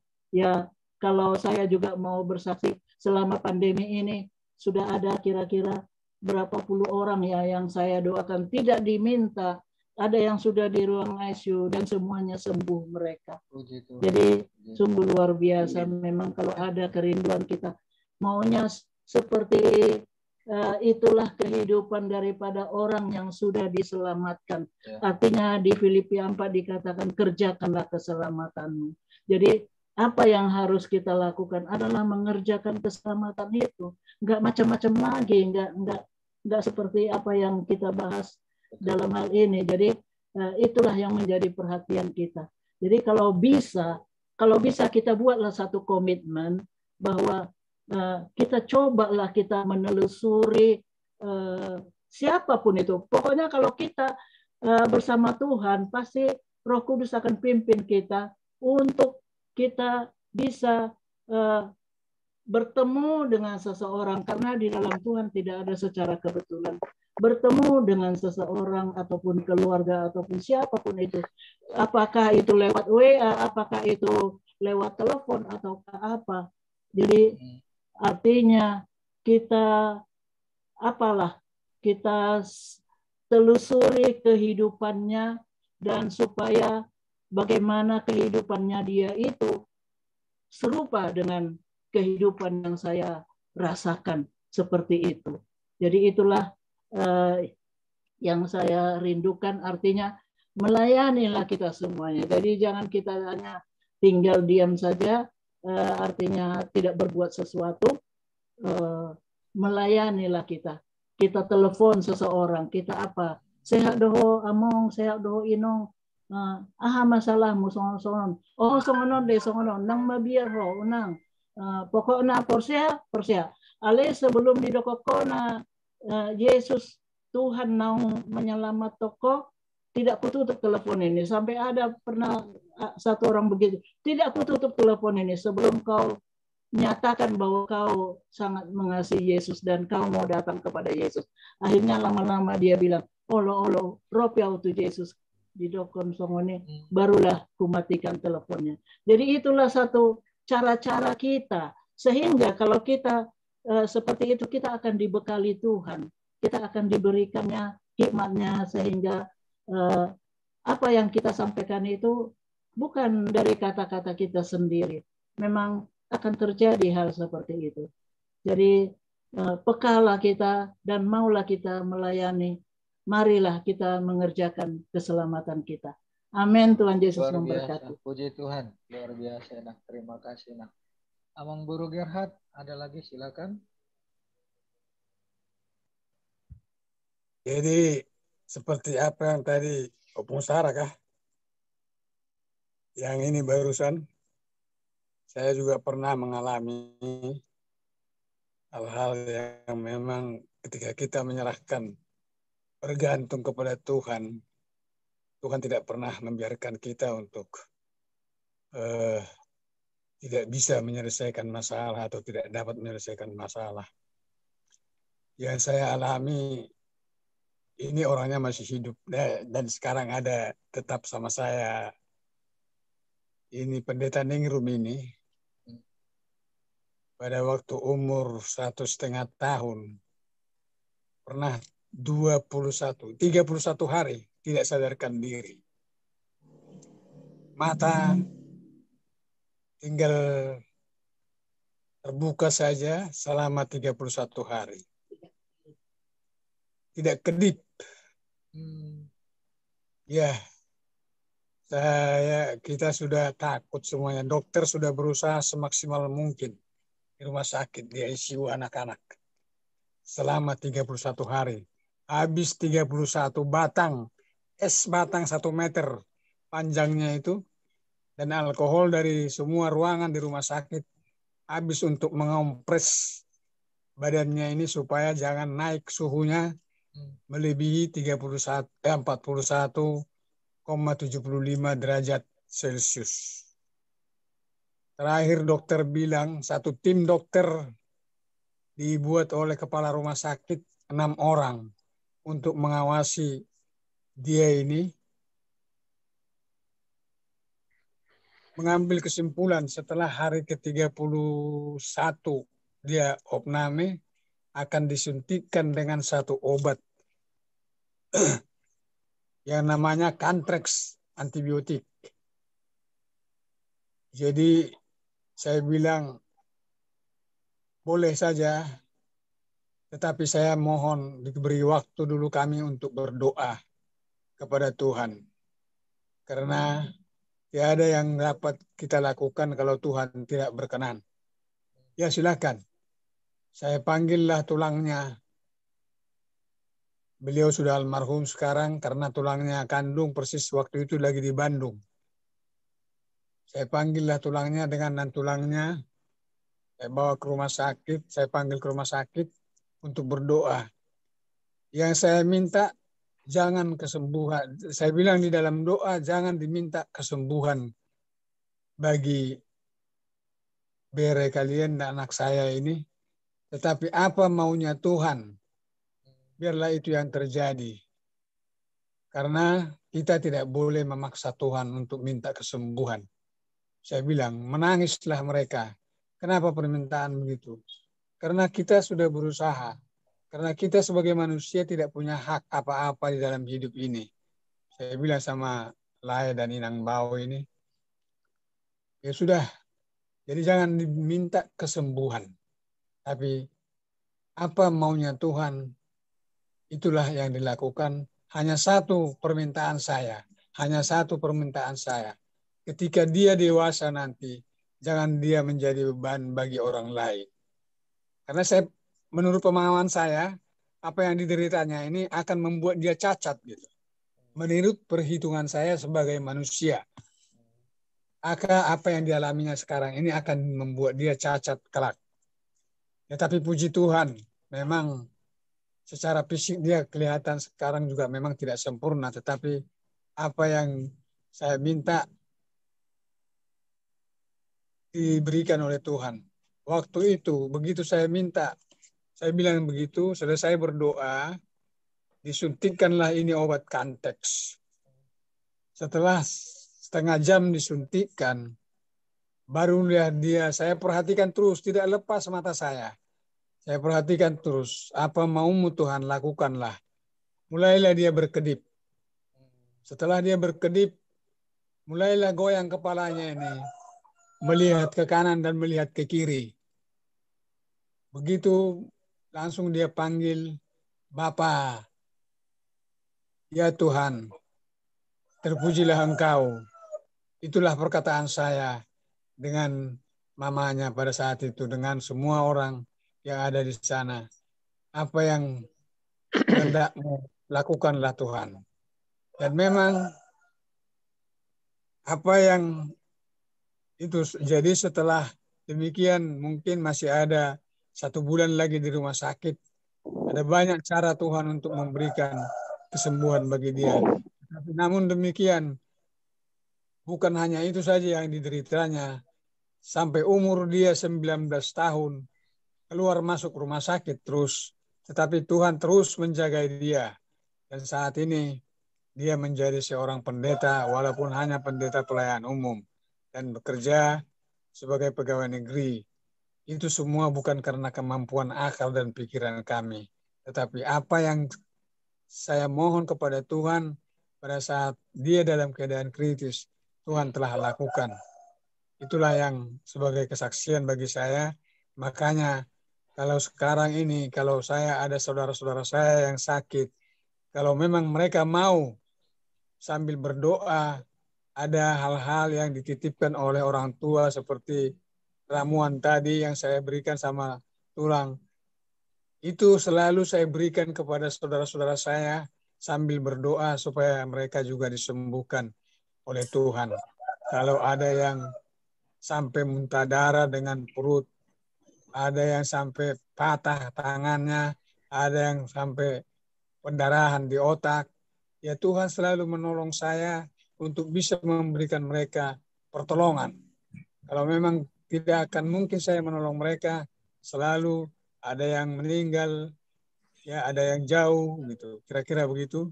Jadi memang itulah kalau kita terus bergantung kepada kehendak Tuhan. Ya, sebagaimana Tuhan Yesus di dalam doanya di bukit penyerahannya dirinya kepada, ya kalau bisa cawan ini aku jangan minum, tetapi jangan kehendakmu, kehendakmu lah yang jadi. Itulah yang selalu saya ingat di dalam firman Tuhan. Makanya kalau saya ada masalah, saya selalu bilang sama Tuhan, apapun kehendakmu Tuhan, lakukanlah di dalam hidup kami. Kira-kira begitu. Terima kasih. Amin. Baik, terima kasih. Waktu kita sudah 1,5 jam berlalu. Masih ada lagi? Ini Itoku, Nyonya Sintua, Nyonya Simorangkir. Apa kabar? Ada mau menyampaikan sesuatu? Silahkan Ito. Ada di sini, belum buka kamera. Silahkan. Silakan, Pung. Masih ada?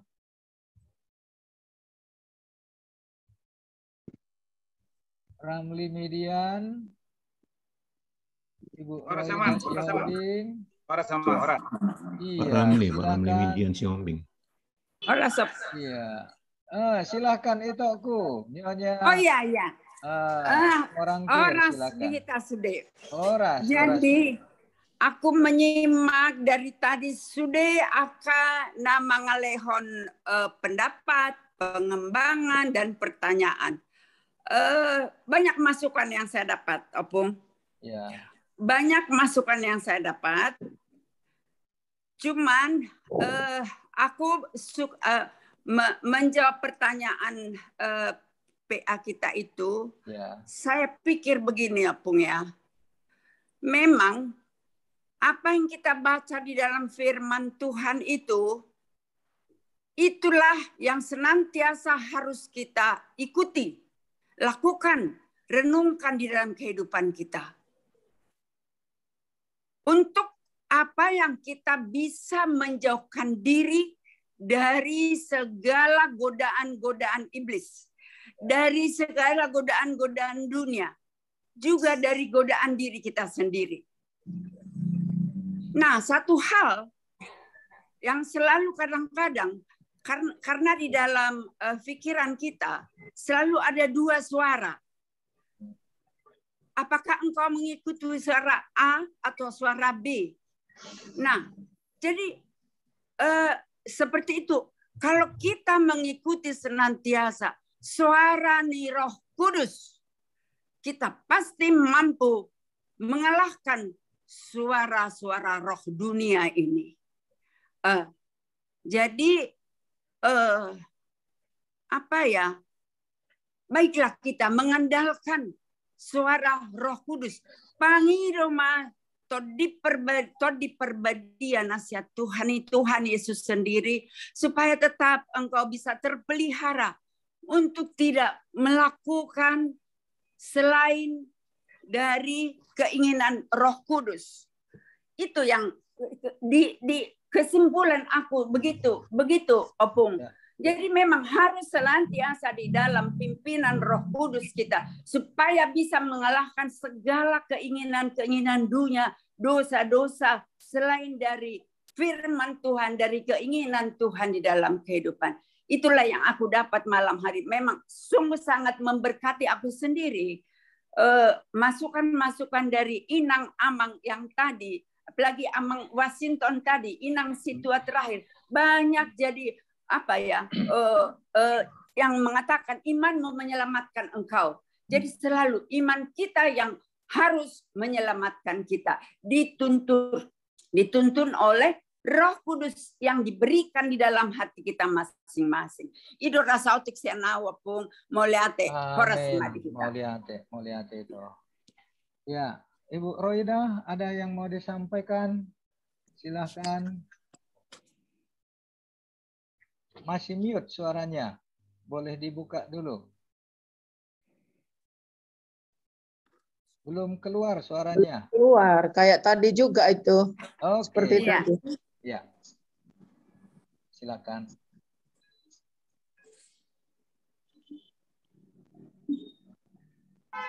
Belum juga. Ibu Siombing suaranya nggak keluar. Suaranya belum ada.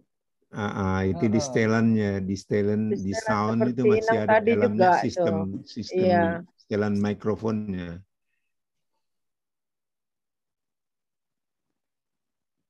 Apakah apanya sudah di unmute?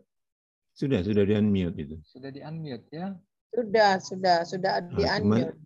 Cuma sistem di mikrofonnya nggak di setel, ada volume juga di situ. Juga volumenya kali ya.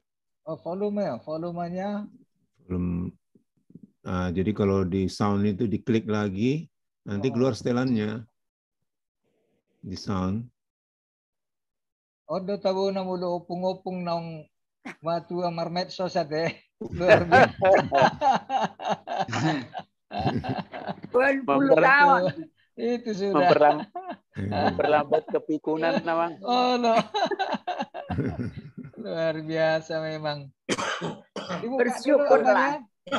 belum ini suaranya belum keluar. Belum keluar suaranya. Apakah Terus kami ya teh. Terus kami. Belum keluar suaranya.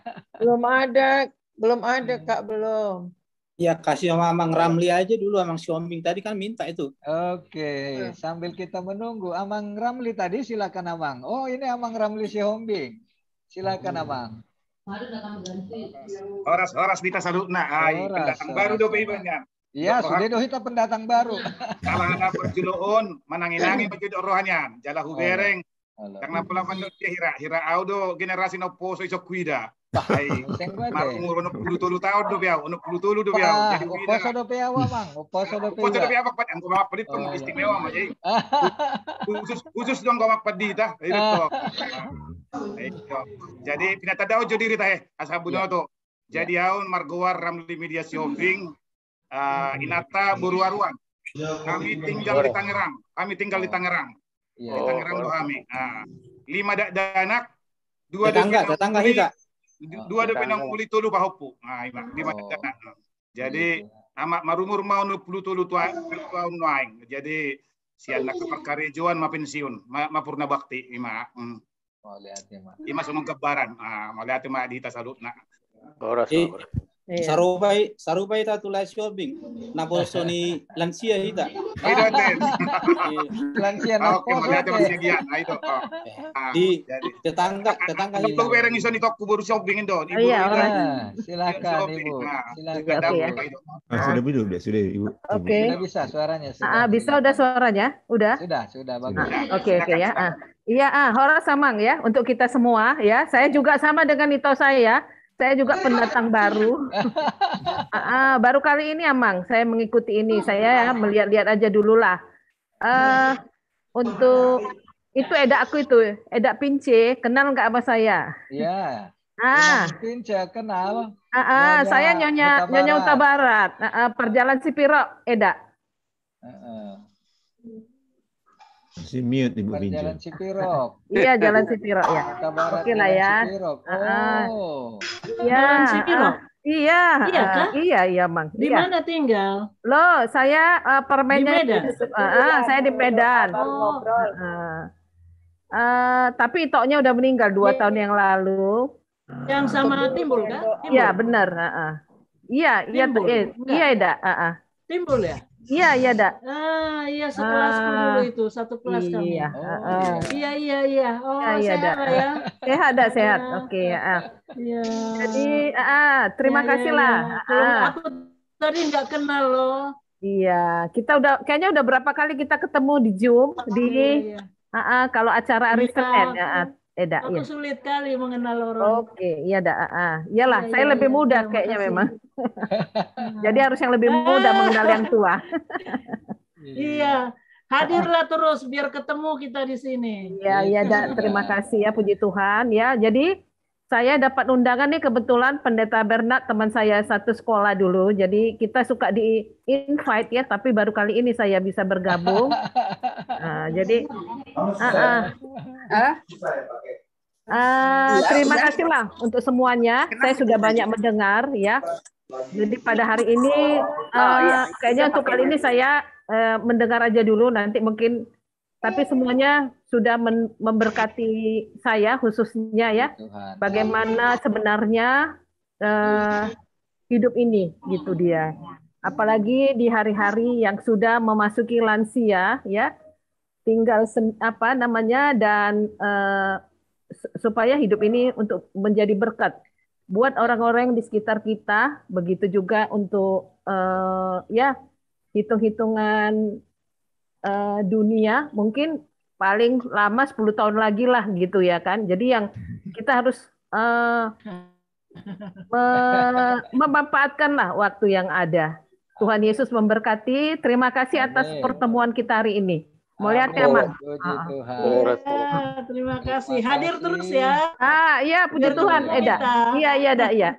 Amang Eli Sihotang ini silakan. Panggil Namboru lo sama aku. Oh iya, panggil Namboru. Iya. Iya, Namboru ya. Iya. Oke. Iya. Ini Inang. Boleh bicara, Mang? Apa? Ya. Inang atau Amang? Saya Nyonya Juntak Burusi Hotang Amang. Oh iya. Silakan Inang. Ya. Baru pertama kali mengikuti Zoom ini kebetulan itu dari Amang yang setiap pagi kirim renungan dari distrik gitu Amang Siagian Burmanalu. Kami dari gereja HKBP Amang, HKBP Kebayoran Selatan. Uluan kami Amang Pendeta Lawiner Hutagaol. Jadi kami hari ini hanya memperkenalkan diri Amang, mendengar dulu. Semoga minggu berikutnya kami boleh aktif dan bisa mungkin bertanya atau sharing gitu Amang. Jadi suami si Manjuntak tapi sudah 8 tahun pergi. Dan anak-anak 4 perempuan semua, Pahumbu 2. Tinggal di Lebak Bulus Amang. Itu aja mungkin perkenalan kami. Semoga minggu depan kami bisa mengikuti acara ini. Lihat ya, Mang. Tuhan berkati Inang. Ini Inang Riyama Purba, Inang Agustin Betrik. Amin. Boleh memberikan salam, perkenalan, menyapa teman-teman kita di sini. Inang Riyama, silakan. Horas buat kita semua. Halo, selamat malam. Jadi ini baru menyimak aja, Mang ya. Iya. Menyimak, tapi melalui program ini kita menjadi diberkati. Ya, dan kalau boleh kita juga menjadi berkat bagi saudara-saudara kita karena yang pagi-pagi yang suka dikirimkan kita juga bisa share kepada keluarga, Mang. Puji Tuhan. Ya, jadi perkenalan kalau saya itu Nyonya Sinaga Amang yang Buru Purba. Di mana Inang?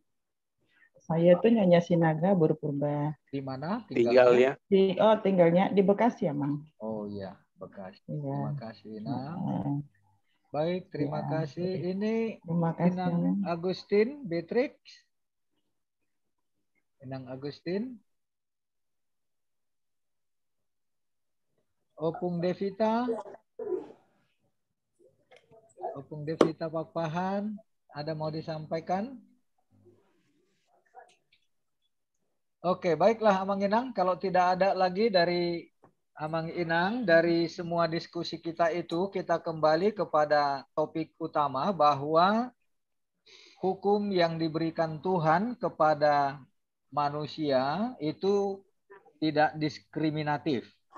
Tetapi ketika Yesus menyampaikan ini di tengah-tengah bangsa Israel waktu itu dengan para ahli Taurat dan orang Farisi, Yesus mau mengembalikan kepada netralitas hukum supaya tidak hanya menuding kepada terutama kaum perempuan.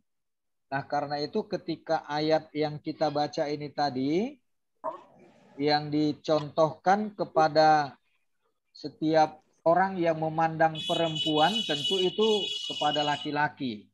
Nah, jadi supaya jangan diskriminatif hukum yang diterapkan. Yang kedua, bahwa persoalan yang dibicarakan dalam topik kita hari ini memang itulah yang paling besar mempengaruhi kehidupan manusia, yang oleh Sigmund Freud yang disebut sebagai libido seksual, ya, libido kehidupan. Nah, justru ini juga menjadi persoalan dunia ini sampai akhir zaman, dan ini menjadi tantangan yang nyata di tengah-tengah kehidupan Kristen, karena kita diperhadapkan juga dengan tuntutan bahkan gugatan dari kelompok-kelompok hak asasi manusia, sehingga dosa-dosa seksual itu justru mau dilegalkan menjadi bagian dari hak asasi. Nah, ini juga menjadi sebuah peringatan kepada kita sebagai gereja supaya jangan jadi berkompromi dengan keinginan-keinginan dosa, keinginan dunia yang melegalisir dosa. Nah, jadi dari semua percakapan dan diskusi kita, ada banyak pengalaman kita yang bisa menjadi perenungan dan juga nasihat yang kita bisa terapkan, dan juga terutama untuk generasi muda, karena kita sudah kalangan lansia ini ya, sudah 60 ke atas kayaknya ya rata-rata ya. Nah, jadi bagaimana kita mengendalikan kepada anak-anak kita, kepada keturunan kita, supaya betul-betul hidup kudus. Dan hidup kudus itu dimulai dari pikiran. Nah, jadi bagaimana supaya perilaku kita kudus, harus dimulai dari pikiran. Tetapi pikiran itu seringkali mempunyai pergumulan dengan hati nurani. Nah, karena itu apa yang kita percakapkan ini tadi, persoalan bagaimana pikiran dengan hati nurani disesuaikan, jangan jadi benturan, jangan jadi bentrokan.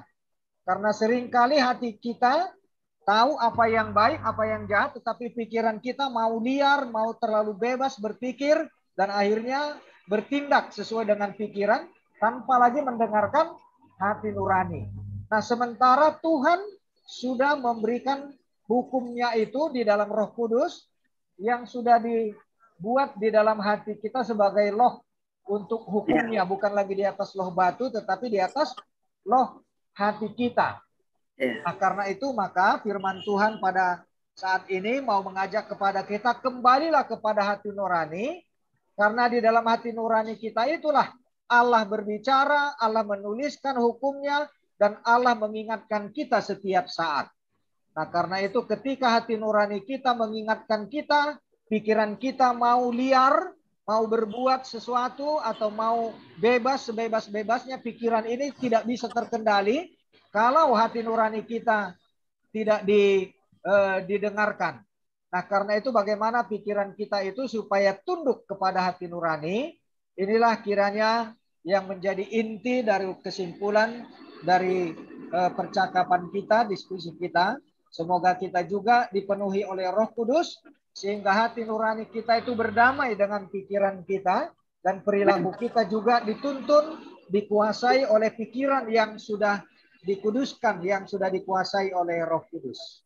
Nah, demikianlah Bapak Ibu Amang Inang dengan diskusi kita dari topik tentang hukum yang ke-7, jangan berzina, supaya hati kita dengan pikiran kita berdamai dan dikuduskan. Maka setiap unsur-unsur organ di dalam tubuh kita, panca indera kita ini sudah dikendalikan oleh pikiran yang kudus. Tuhan memberkati firman-Nya, dan kita akan mengakhiri dan kita berdoa. Bapa di dalam sorga, kami mengucap syukur dengan semua apa yang sudah kami dengar dan kami bicarakan dalam penelan Alkitab pada saat ini. Terima kasih Tuhan, kalau Engkau juga sudah memberikan kesempatan yang baik bagi kami untuk memperbincangkan firman-Mu. Ajar kami agar dapat menguasai pikiran kami dengan Roh Kudus yang ada di dalam hati kami. Dan kami mohon ya Roh Kudus, tinggallah di dalam hati kami dan kuasailah hidup kami, sehingga pikiran kami pun boleh dikendalikan oleh hati nurani dengan kuat kuasa Roh Kudus. Berdoa juga untuk anak cucu keturunan yang telah Engkau titipkan bagi kami, agar kehidupan mereka juga boleh dituntun dalam kuasa Roh Kudus, sehingga hidup mereka kudus senantiasa. Juga kami berdoa untuk gerejamu yang senantiasa berjuang dengan segala selera keinginan dunia ini, agar setiap orang yang percaya boleh dibebaskan dari segala kehendak-kehendak daging, agar setiap umatmu boleh hidup kudus. Terpujilah Engkau Bapa, dan biarlah apa yang sudah kami percakapkan pada malam hari ini boleh tinggal di dalam hidup kami dan bertumbuh, berbuah subur dalam perilaku, ucapan, kata-kata, tindakan, dan juga seluruh kehidupan kami mempermuliakan nama Tuhan. Inilah doa syukur kami. Dengarkanlah kami juga dalam doa yang telah Engkau ajarkan kepada kami. Kita bersama-sama mengucapkan doa Bapa kami. Bapa kami yang di sorga, dikuduskanlah namamu, datanglah kerajaanmu, jadilah kehendakmu di bumi seperti di sorga. Berikanlah kami pada hari ini makanan kami yang secukupnya, dan ampunilah kami akan kesalahan kami, seperti kami juga telah mengampuni orang yang bersalah kepada kami. Dan janganlah membawa kami ke dalam pencobaan, tapi lepaskanlah kami daripada yang jahat. Karena Engkau yang punya kerajaan dan kuasa dan kemuliaan sampai selama-lamanya. Amin. Amin. Anugerah Tuhan kita Yesus Kristus, kasih setia Allah Bapa, dan persekutuan Roh Kudus kiranya menyertai dan memberkati saudara hari ini hingga kekal selama-lamanya. Amin. Kita nyanyikan. Amin.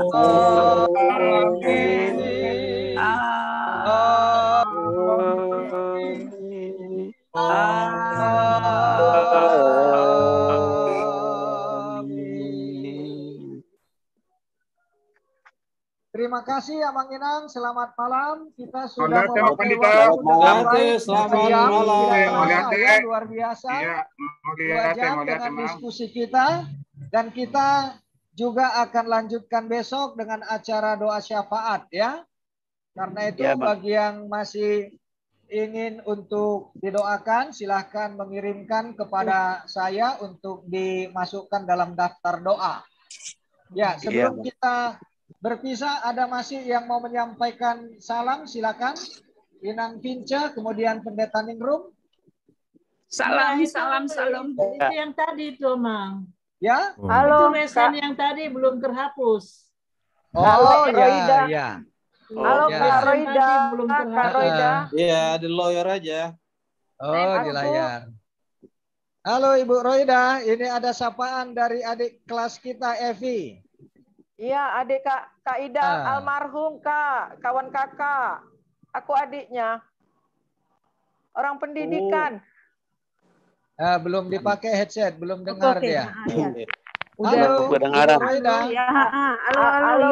Halo Kak, aku Episian, adik Kak Ida Syahaan almarhum. Oh iya. Salam Dek, salam lagi. Masih ketemu di sini orang pendidikan. Ya, mamanya Ejri, kawan Niko. Oh, kawan Niko ya. Niko udah baru. Iya. Niko cerita. Sering ke rumah. Iya. Pernah Niko cerita itu. Luar biasa ya, kita bertemu di bertemu di Zoom. Yang sudah lama nggak pernah bertemu bisa bertemu di sini. Iya, Niko sering Niko cerita. Iya, rupanya ketemunya di sini ya. Tuhan berkati ya. Amin. Ya. Ada dari Ningrum, Pendeta Ningrum, masih ada, silakan. Nyendak dia. Maksudnya hanya salam buat Opung Pince. Oh ya. Tetap semangat Opung. Iya. Terima kasih. Ada lagi dari Amang Marwatal. Selamat malam Pak Sudi. Sehat-sehat. Terima kasih ya. Sampai ketemu besok. Yang masih bisa ikut besok di acara doa syafaat kita. Kita bertemu kembali jam 19 juga hari Minggu besok ya. Semoga. Terima kasih untuk kebersamaan. Tuhan berkati. Tuhan berkati. Sehat-sehat kita malam ini, istirahat dengan damai. Selamat istirahat. Sampai jumpa besok. Shalom. Horas. Tuhan berkati. Aboy lepat teh. Ya, mohon lift lah ya. Yuk, silakan kita boleh mengakhiri.